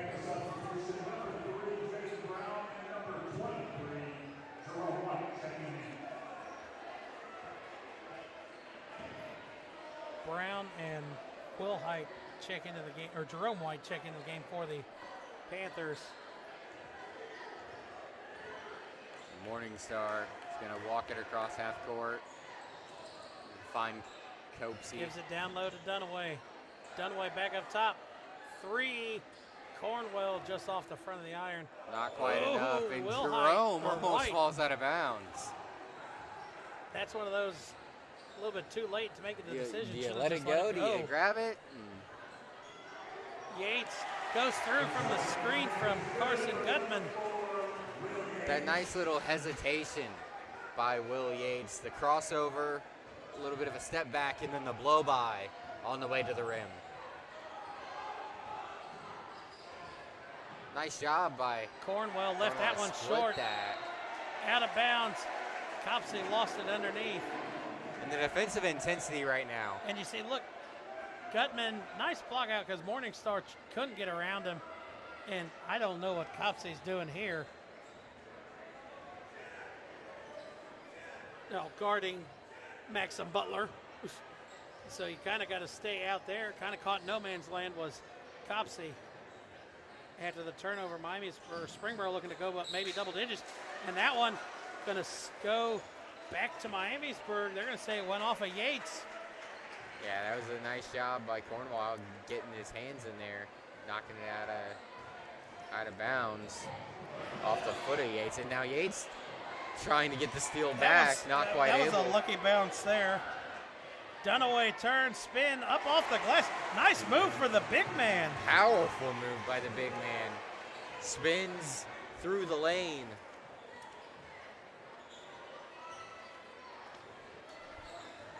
Dunaway comes in only averaging 1.9 points a game, and the And hometown Greasy roll goes for on that little floater there, gets it to go. Greavy. Cornwell kicks it out. Copsey guarded by Brown. Copsey gets it back. Brown, nice defense. Three attempt. That one's up and good. Timeout. The officials stop. Jason Ball knocked down his second three of the game. So slowly but surely, the Vikings have kind of chipped away at the lead a little bit, back to 6. Yates now. I think this is the slowest we've seen the pace go with for the game in this first half. Yates gets the pass back from Gutman. Greavy. Now Brown working it down low to Gutman. Gutman shot off target. Dunaway the rebound.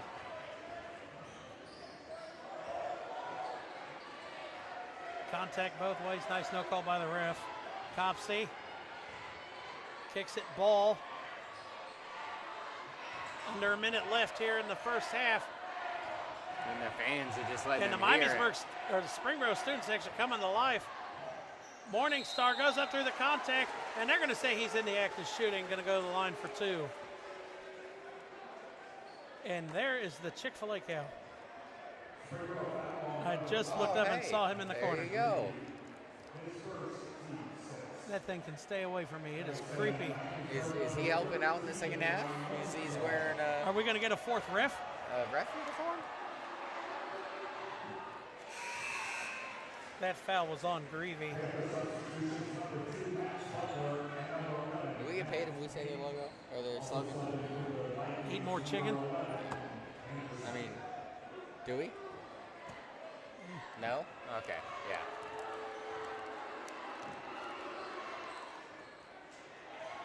Ball fights for the rebound. Jump ball favor to the Vikings.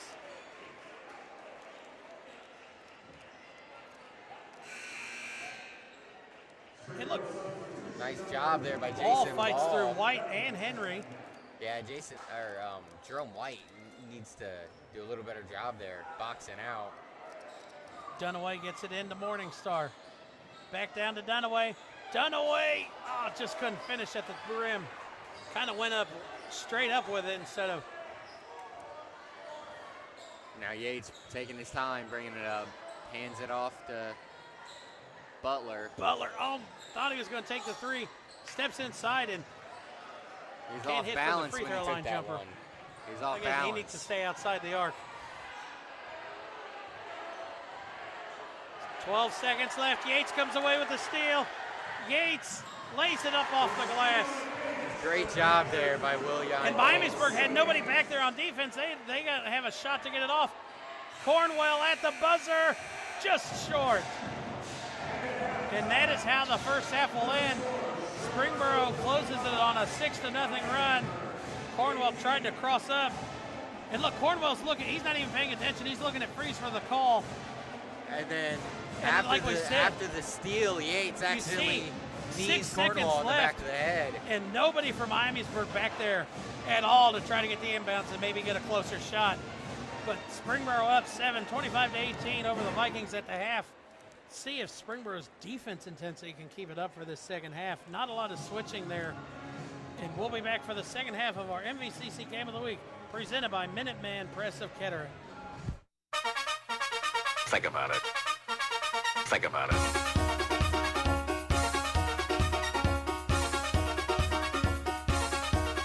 Think about it. Think about it.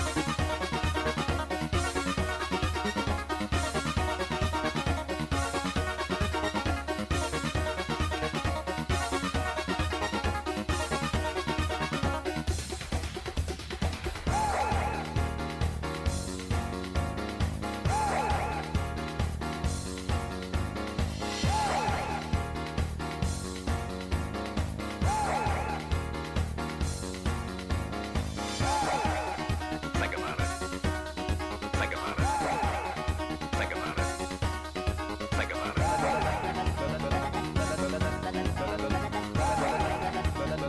Think about it.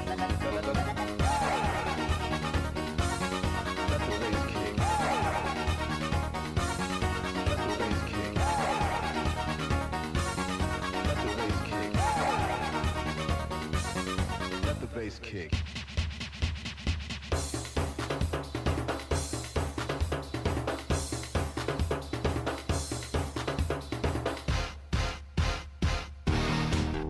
Think about it. Think about it. Think about it. Think about it. Think about it. Think about it. Think about it. Think about it.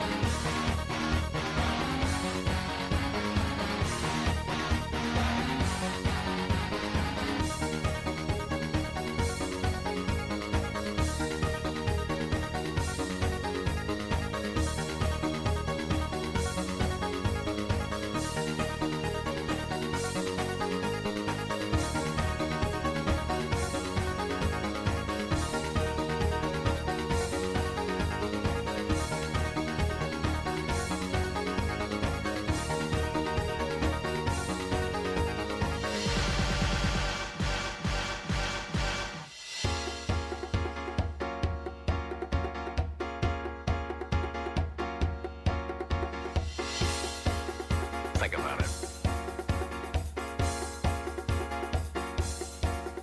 Think about it. All right, welcome back inside Domino's Gymnasium as we get ready to start this second half. Springboro holds a 7-point lead, 25-18 over the Miamisburg Vikings. Andy, what does Miamisburg have to do to try to get back into this deficit?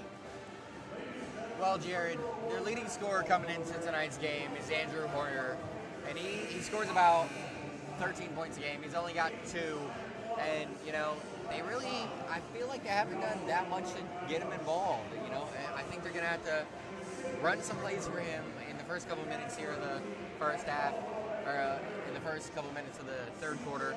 Get him going, you know, like get him going in a pick and roll, and then get him down on the block, you know, just he's really good at those hook shots, you know. If he start to get him a little comfortable, get him rolling, and then maybe some other pieces of the offense can start to come together. I think we saw Dunaway play a lot of minutes there in the late second quarter, and I think it was in part of Horner having 2 fouls. And Dunaway didn't do a bad job. He had 2 blocks, a couple rebounds that kept it alive for Miamisburg, and really he went straight up with 1 shot, went straight up and straight down, didn't really get an arc on it. I mean, he has 2 points, but I mean, he's a lot more in there defensive purposes, and so far, I mean, kind of in replacement of the bigger man stepped up. So it'll be interesting to see if Miamisburg maybe tries to work in a little bit more of Dunaway. But they're going to stick with the same starting 5 here to start the third quarter, and it will be Springboro ball.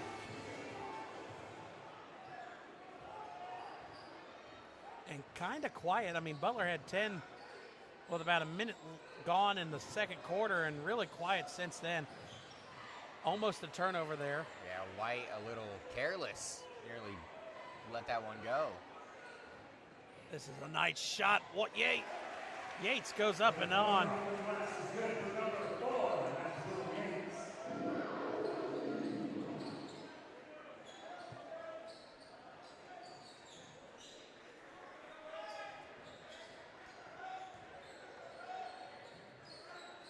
Now you see.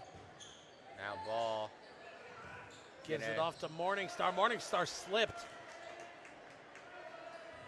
Now they hand off to Yates, and he's going to bring it up. Officials stop play.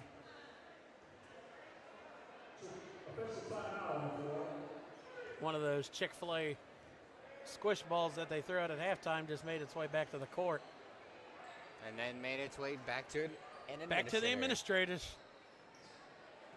Athletic director took that one away. So Yates on the attack. Tough shot. Euro step. The defender did a good job getting in front. Yates almost still came away with a steal, too.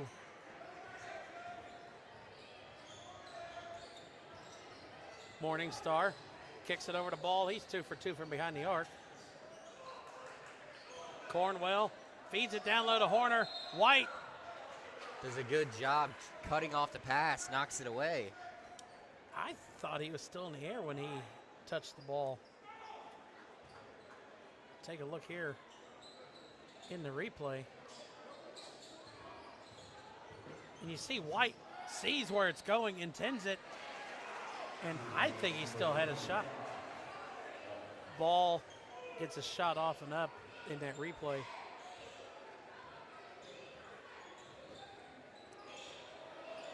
Now Yates to White. Butler doesn't hit on that 3. Offense or defensive foul there. Miamisburg called. Andrew Horner is going to get hit with that one. Fighting a little too hard for the rebound, goes over the top. Miamisburg foul for number 24. See, I think that one should have been more on Horner.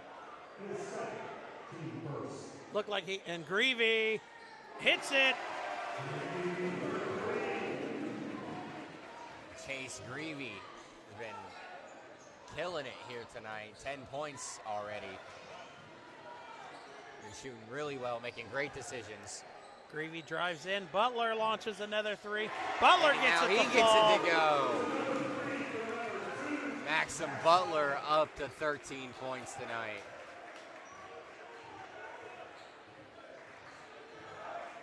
Morningstar gives it out to Ball. That shot up and good for Murphy. Murphy's gonna get himself on the scoreboard. Yates gonna launch a three. That one off a little bit to the left. Now Murphy down inside to Horner. Gets it back. Murphy drives in. Nice job using the rim as a little bit of a defender, getting it up off the glass and in. And an offensive foul gonna go back to the Vikings. That one's gonna be on Gutman.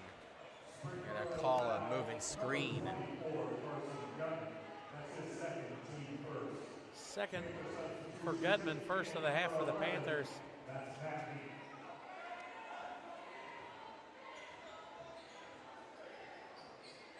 Miamisburg gives it over. Cornwell gonna drive in. High step, turnaround shot is no good. Cornwell tried to save it. And I didn't see what the ref called. I don't know if he called it out off of Springboro. He did call it off of Burrow. So Miamisburg gets lucky there. Got to capitalize on this. Horner. Being aggressive. And he's going to get the count bounce. the bucket. That one stayed on the rim, and the gym grew quiet. And it took 3 or 4 bounces to decide whether it was going to go in, but he got it. He was able to go up strong over Gutman. 1, 2, 3. Look at Freeze finally gives the fist. And Horner completes the three-point play. Cuts it to a 6-point lead. And they were just down 13. And Miamisburg quickly gets it back under and gets it to a 2-possession game. And look at the jersey hold going on there. I can't believe the refs didn't see that one. Horner gets the rebound. Ball poked away from behind from Yates, and that's going to be a foul. That'll be Yates first.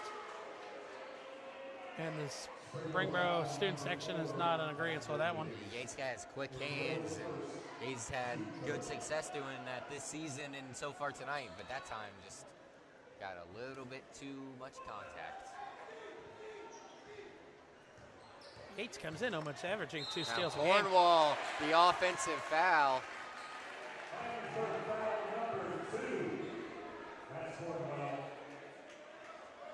Mentioned it a couple times, the aggressiveness of Yates causing problems on the offense for the Vikings. You saw the arm extend a little bit, but I think Yates also kind of sold it a little bit too. As Cornwell's going to pick up his 3rd foul now.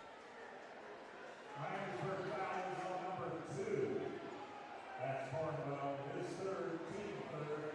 That sends number 4, Will Yates to the line for the Panthers. Shooting 2. Yates is a 68% free throw shooter. Is that a duck call? Sounded like it. Checking in for the Vikings, number 4. That's Thompson.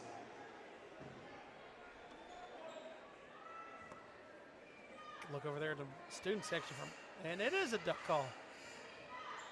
I didn't see Mr. Duck Dynasty, though. Doesn't work. Springboro makes them both.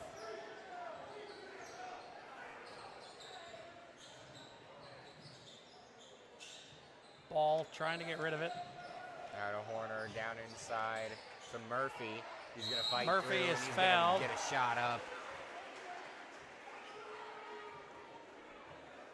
Springboro fouls on number 15, Carson Brigger. That's his first. 15 is Brigger. He picks up his first. Viking number 24 to the line, shooting 2. It's going to send Murphy to the line to shoot 2.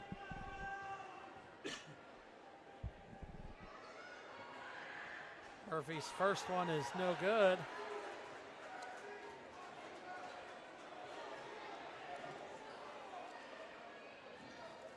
Just an 8-point game, so Definitely within striking distance still for the Vikings. Murphy, not the best three-share three-er, 61.5. And kind of surprised. I mean, Springboro. He's going to knock down the second one as well. Yates is going to bring it up. Springboro shooting 4 for 5 from the free throw line so far in the game. Butler, and Butler on the attack. Up off the glass. Wow. Strong move there by Maxim Butler. Now with 15. And he's going to get the steal. Steps into a three. Just short. That roof would have just blown off this building if he would have knocked that one down. Well, that was a unique steal. I mean, he kind of caught it behind his back. Copsey. And Copsey called for the offensive foul. And the call was kind of late, but I was expecting the call. The Copsey going with reckless abandon. Oh, you kind of see that flex by Butler at the end of that. And then you see this. Butler kind of steals it between his armpit. And you were right. Look at the Springboro bench, the Springboro student section. The roof was about to come down here in Domino's gym if he would have made that. That last foul was on Copsey. That is his second, team's fourth. White kind of been quiet here so far in the second half. Greavy drills He has not been quiet here tonight. Now with 13, Chase Greavy. I believe that's his third three-pointer here on the night. Miamisburg close to the 10 seconds. And, you know, it's almost as if the better they play offensively, the better the Panthers Loose ball. play Morningstar defensively. saves it. Yates fouled on the way up.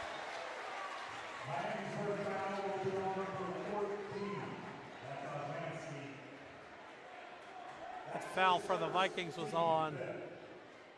Just the energy, the hustle that Osmanski. Springboro is playing with right now is awesome. It's that double team off of a pass that is killing Miamisburg tonight. And in so many different circumstances tonight, situations. And The defense has led to offense, just making great things happen. With just under 3 minutes left to play in the third period, the score is Springboro 41, Miamisburg 28. We've got a 30-second Miamisburg timeout. Miamisburg calls a 30-second timeout, and they have found themselves that once was a 5-point lead for the Panthers has quickly escalated back to a 12-point lead for the 13-point lead for the Vikings, or deficit for the Vikings. See a nice shot there of the Springboro Domino's Gymnasium.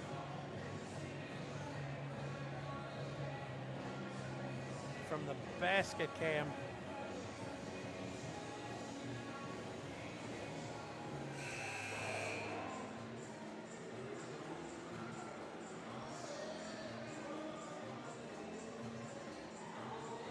And let me. Just what a great Between finish Butler there by Maxim and Butler. I am surprised. We'll see if we can take another look at that again before we get back to live basketball. I am surprised that Butler was not called for a technical foul for this. The more and more I see it, he kind of flicked right there in front of the ref. I mean, I know emotion, rivalry game and all that, but I've seen refs call technical fouls for a lot less than that in high school, especially in this area. Well, that's one of the cool refs, I guess.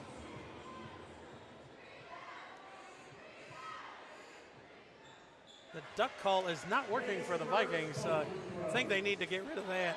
And Yates steals the inbounds pass. I looked down at my stat sheet for 1 second. And, Henry misses. Henry fights for it, and they're going to call a jump ball. Right, I looked down because Springboro had a defender ready, or a player ready to check in. I was looking to see who it was, and Yates steals the inbounds pass.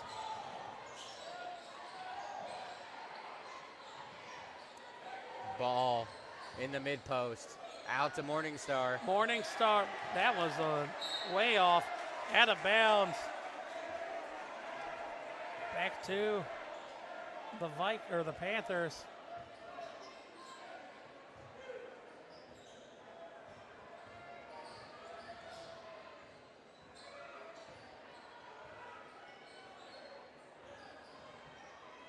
Yates pull up jumper, gets it to fall. Yates has 12. So now 3 Panthers, all in double figures. Murphy, White's going to be tagged for the foul. That'll be his second, team's 5th. And a lot of it, Springboro has been able to stretch out this league a lot in sense because Cornwell's been on the bench for the Vikings with 3 fouls. And now he checks back into the game as we talk about it. But when he went to the bench, Miamisburg only had 4 turnovers in this third quarter, and they're back up to 7 really quick. And I'm not saying Cornwell's the big key, but one of your better ball handlers, and Morningstar can't get it to fall. Horner, nice offensive board for the big man. Yeah. Horner puts it back. Another offensive board. Fouled and count the basket. He's going to get that one to fall. Try and get some of the energy back for his Vikings. It's really been a struggle here, specifically in this quarter.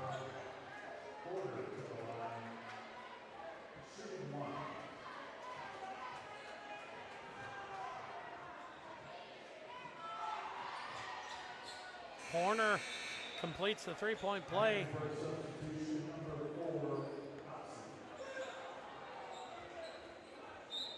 I mean, this is 2 offensive rebounds by Horner. And this one, he is nowhere near it. The big man slips behind. Nice one-handed board. White the other way. Underhand pass to Henry, and Horner's going to foul him. That's going to be his 4th. Excuse me, make that his 3rd. His 3rd, team 7th.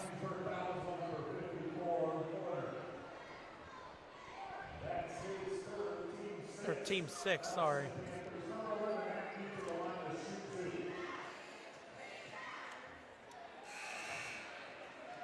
And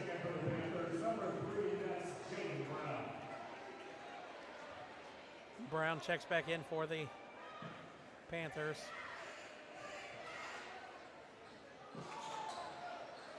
Springboro misses both free throws there, and now the Miamisburg fan with the duck call thinks that's going to work every time. Copsey gives it off to Anderson. And he's not able to get the runner to fall. Greavy's going to bring it back the other way. A turnover there by the Panthers. That is surprisingly Springboro's first turnover of the quarter. Slips through the hands of Jaden Brown. Wasn't quite free. Ready for it. If you're Miamisburg, you get this to a 10-point deficit before going into the 4th.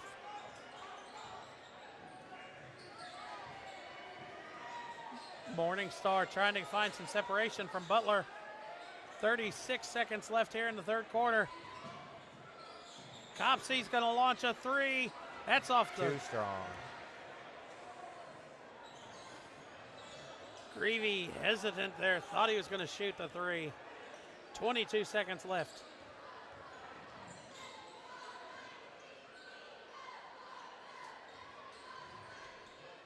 Butler going to drive to in. the rim. Butler is fouled on the way up by Horner, and he's kind of in shock as he went up with his hands, and that's going to be his 4th. Let's take a look here and see. He just picked up 2 quick ones. And I definitely agree with the call. There was a good amount of contact there in the air.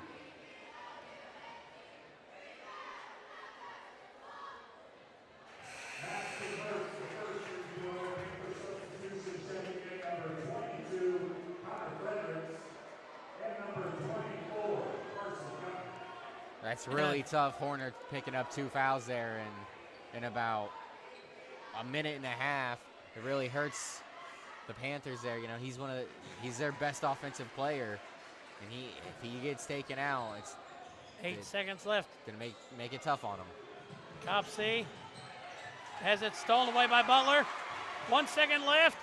I don't think Springboro realized it. Yeah, Henry was not aware of the clock, but that was a great play there by Maxim Butler. Gonna come up behind Copsey and just steal it from him.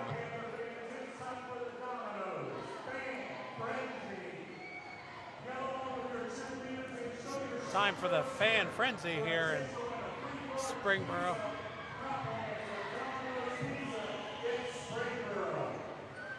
This is something definitely new we haven't seen.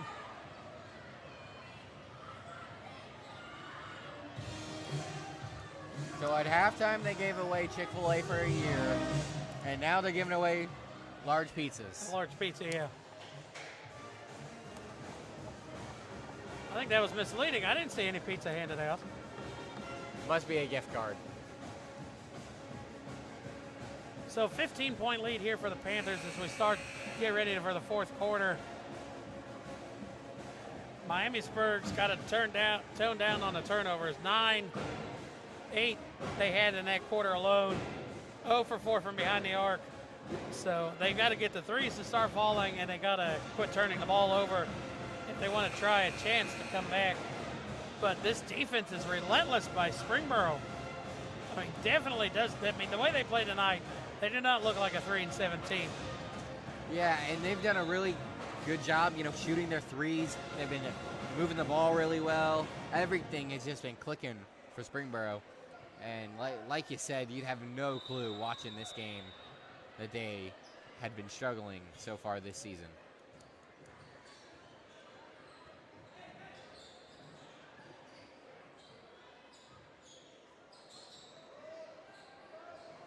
White trying to drive in, passes off Butler.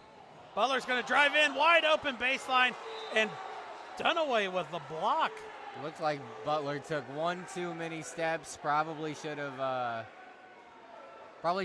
gone up a little sooner over the big man Dunaway. That's his third block. And we're probably going to see Dunaway a lot here to start this fourth quarter as Horner's on the bench with 4 fouls. Dunaway pokes it away, but Butler right back. What a pass. White's going to launch a 3.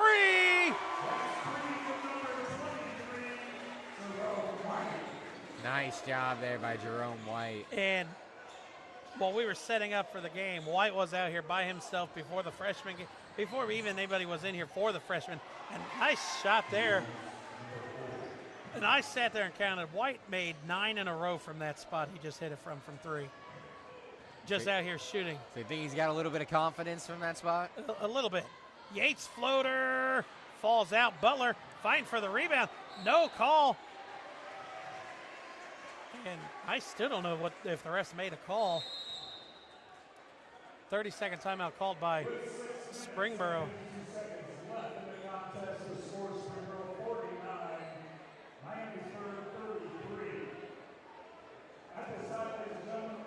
Tonight, Springboro is 7 of 12 from the three-point line.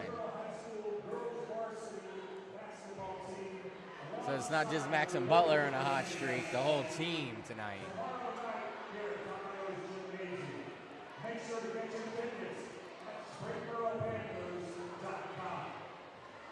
Now they're getting away T-shirts.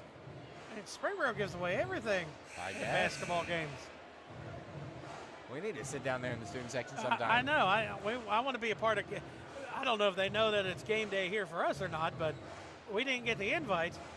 That's for I sure. mean, we could have pulled up like an hour before the freshman game and acted like college game day. Hey, man, I'm all down.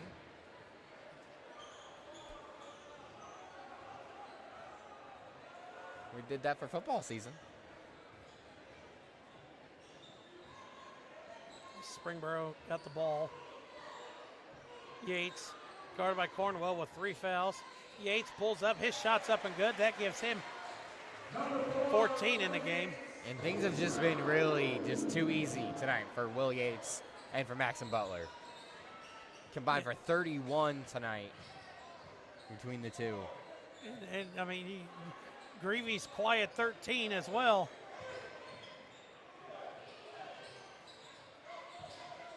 And quiet, I feel like, is the right way to describe that, because Three 13 threes of them, for Greavy. Yeah, exactly. 3 threes. He hasn't taken that many shots. I feel like he's made almost everyone he's taken. Hand off to Dunaway. Dunaway shots up and good. That's his second bucket of the game. And a timeout called by Miamisburg.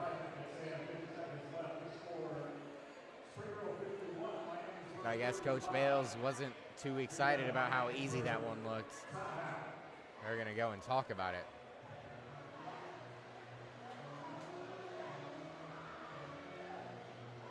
You can look at matchups for the rest of the way here for Springboro. They got Lebanon tomorrow night. Don't really see a lot of back-to-back games for boys basketball. Then they're off for a week. They got Beaver Creek on Friday the 13th. I'm glad we're not doing a game that day. Then they got their Flying to the Hoop game against Lima Senior on Monday the 16th. Then they're at Baden. Then they're back at Trent Arena again that same week for Friday at Fairmont. We'll be back for that one. Then they'll be at Wayne.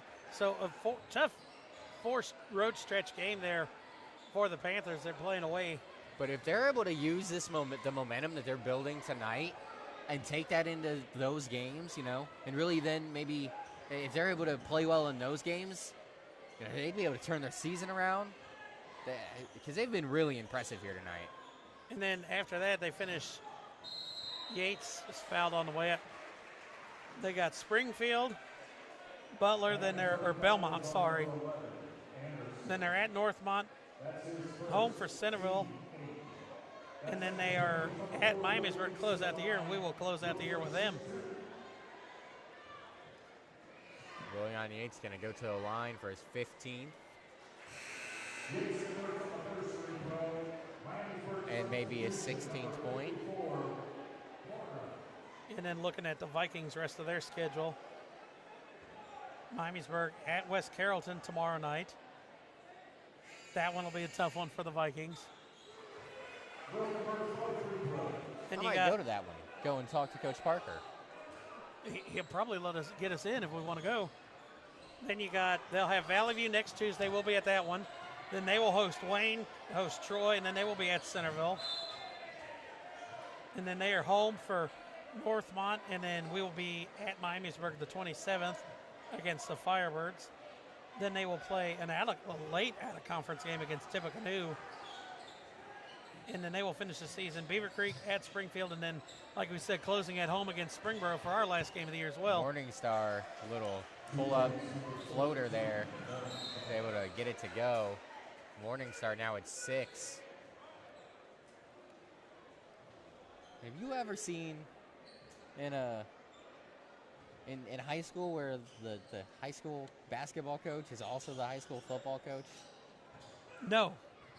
That is a first for the entire history of the OHSAA, and a huge shout out to West Carrollton Pirates head coach for now football and basketball, Anthony Parker, taking on going to wear both hats next season for the Pirates, and definitely going to have to build the staff. If he can turn around the Vikings or the Pirates football team like he did the Pirates basketball team, West Carrollton is going to be a tough out when you play them in the Miami Valley League. That is for sure, because man, he has really done a great job over the last 5 seasons. We really kind of went in depth, looked at it over the summer. That one to roll. And, I mean, it is night and day almost from the point that he walked into the program to where they are now, just dominating the league. Well, West Carrollton had, I think it was like 17 out of 18 losing seasons. And his first season, they win 12 in a row. They hadn't won 12 games in their combined 5 previous seasons. So he definitely turned it around. He won a couple playoff games his second year and third year, and But later on this year they're playing a game up at the Cavs home court, the boys and the girls, and so I mean it's good to see him turning around and doing research. I mean he was an all-state quarterback at Jefferson, had a very short but successful indoor football career, and he was actually the offensive coordinator for Trotwood when they went on their run, won I think it was 3 state championships in 7 years. So he knows football, and we didn't know that. So it'll be interesting to see how Parker turns this around next year. Well, and we probably should have known that, because when we did our MVCC Game of the Week there at Pirate Stadium at week 1, and he was our guest picker, didn't he go undefeated? No, because he picked the Vikings, or he picked the Pirates to beat that's Pittsburgh, right. But outside of that, so we should have gotten the hint. So good luck to Coach Parker, and he's gonna have to build a great staff that's gonna be able to work with him, because that's gonna be a lot of work running the football program and the basketball program. But man, I'm sure he is up to the job. With what he has on the basketball court, I think if he can pull some of that height White steals that one. White looking to go up. White went for the slam and couldn't finish. And I hope our backboard camera's okay. Kind of. It's still good. Hanging in there. I mean, that was a rim-rattling miss, but I kind of want to see him to do it again and kind of see what that looks like coming heads on. And I think Coach Parker will also take, I mean, he'll definitely appreciate us talking about the last 3 minutes about Pirates. And what a deep three from Butler. That man's not going to stop shooting. And if I was his coach, I wouldn't let him stop. No, let him go. Butler, 20 points in the game. And the intensity just doesn't stop. And yeah, Jared, you know, and if he's able to, you know, Coach Parker's done a great job, like, building not just the high school program, but, you know, he's done a good job, like, trying to build the younger programs, because, you know, the pipeline to high school is so important.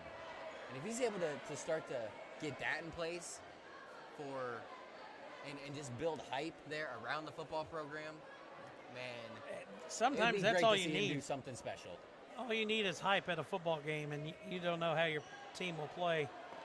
And looking through Butler's career highs, he had 26 earlier this year against Springfield. Yep. And an 80-48 annihilation. And scored 23 a couple nights later against Kings. So he's definitely got 3.5 minutes left. Let's hope Brian Bales keeps them on the court. At least get 2 more threes. Butler's going to drive in. White can't get it to fall. He's going to rim out. Down inside to Murphy, and that one's going to be blocked by White, but I believe they're going to call a foul.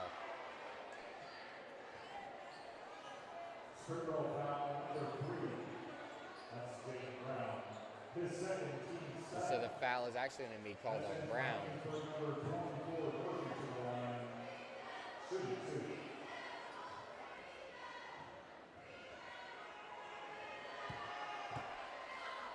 First one's up and good for Murphy.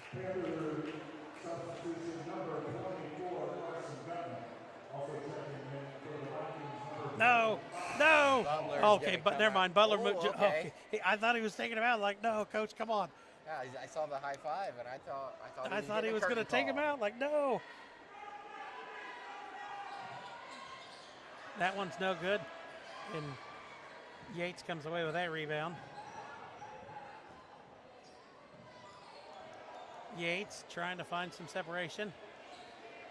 Gives it back up top to Butler. Butler trying to find some separation. Kicks it back out to White.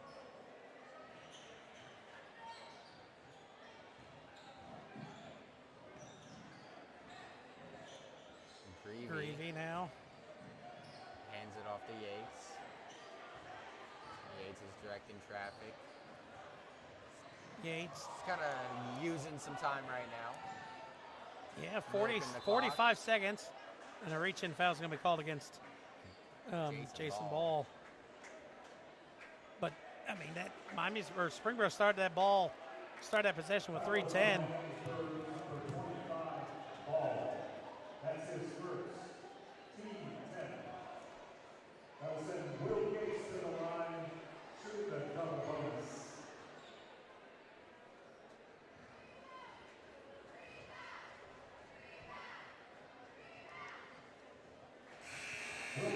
Yates knocks down the first free throw. He's got 19 now. For the Vikings, double zero. Work.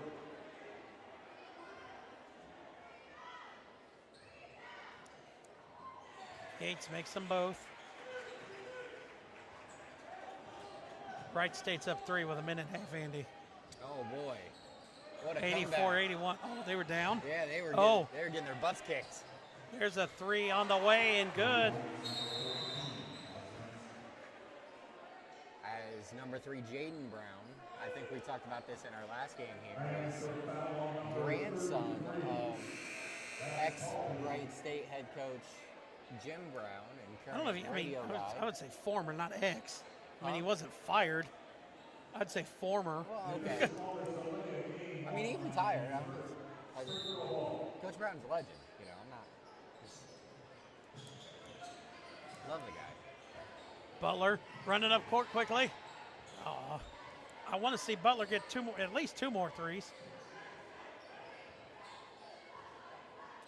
But I mean, talk about college basketball. I mean, haven't really talked about it a lot on our show yet because it's still early in the season. But this is the quickest. And I think I saw the stat as like the quickest in 20 years that every team in college basketball has lost now at least one game. Wow. New Mexico State, surprisingly, was the last team, and they lost last weekend. That's his second team 11. But yeah, it's just, it was definitely to see It's that. pretty early. I mean, only about 2.5 months in the season. Yeah. Gonzaga must be slipping. They lost to a tough Texas team early and then lost. I think they ended up losing to Houston,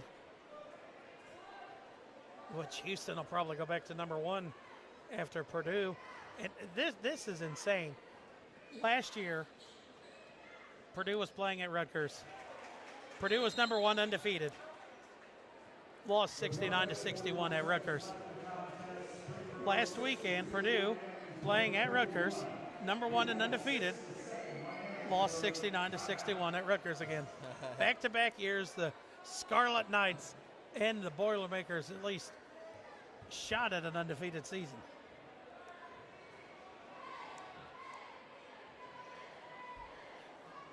Just a minute 40 left here in the ball game. I think now everybody is just in anticipation to see if Butler is going to get those 4 points to tie his career high. And actually, I want to see if Yates, see what his career high is. Yeah, I was thinking that earlier. My phone is nearly dead, so I could not. So you can't look, so I got the.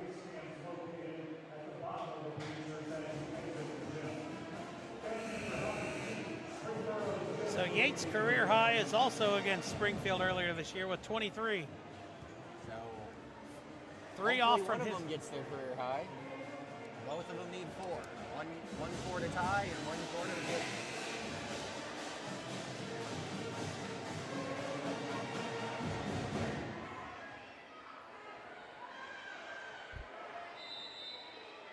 And it's not going to be Butler's night as he is on the bench for the Panthers. So three from Yates ties his career high if he gets a chance. And I thought he was going to get that steal. Down could have called a Wharton travel on that. shot no good. Yates has the ball, or there's a foul.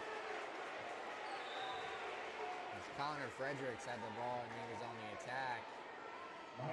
Got tripped up. Wharton is first.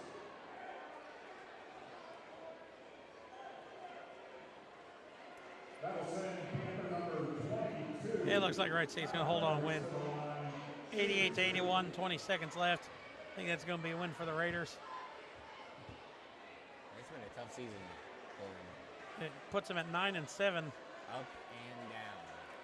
Started off really strong on in the out-of-conference schedule, and then really struggled once they got to Horizon League play, which really been surprising because under Coach Nagy, they've been very, very good in conference.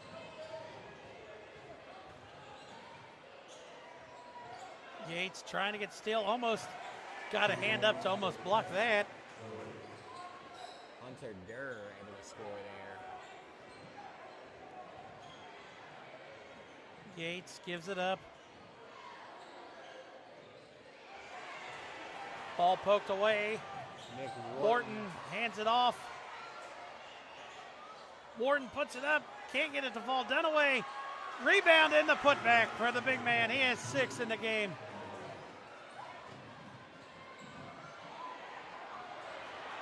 Here we go. The crowd put a lot of emphasis behind that one. I thought Brigger was going to try to slam it home. 18 seconds left. Dunaway drives in, kicks out. 3 on the way. That's no good. Rebound for the Panthers, and they're going to dribble it out. And Springboro is going to win in dominating fashion. 19-point win, 64-45 over the Miamisburg Vikings. And this one's a hard one. Player of the game. I think I'm going to go with Will Yates because he didn't start the game out, but in the second, well, I mean, obviously he did start. But my point, he didn't have a strong start to the game, but he had a really strong second half, and he was really disruptive to the whole game, forcing steals, forcing turnovers, making things happen, getting his teammates involved. So I'd say it's Will Yates. I guess we can split it up, and I'll give mine to Maxim Butler. 22-point performance from the junior, and that one will do it for this one. Like we said, Springboro wins by 19, 64-45 over the Vikings. Be back with us next Tuesday as the Miamisburg Vikings are going to host the Valley View Spartans in a G-Walk versus Swivel showdown. And we'll be back with you next week at Miamisburg High School. Signing off for the rest of Miami Valley Communications crew, Jared Bergstrom and Andy Horton. We'll see you next week.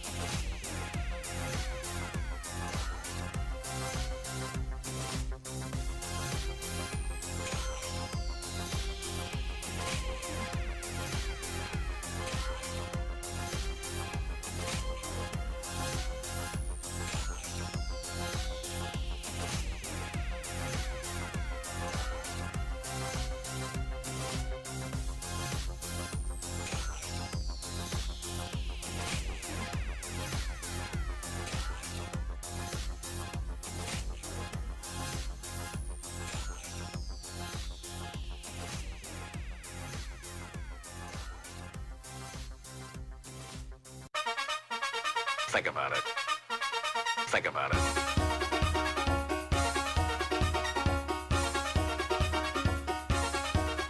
Think about it.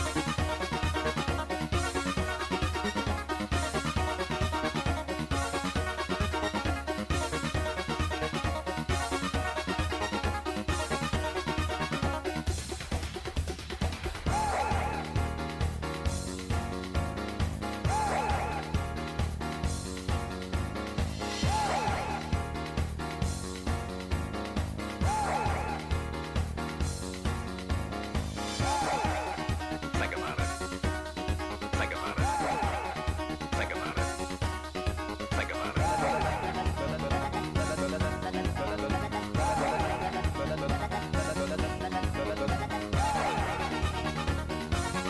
Let the bass kick. Let the bass kick. Let the bass kick. Let the bass kick.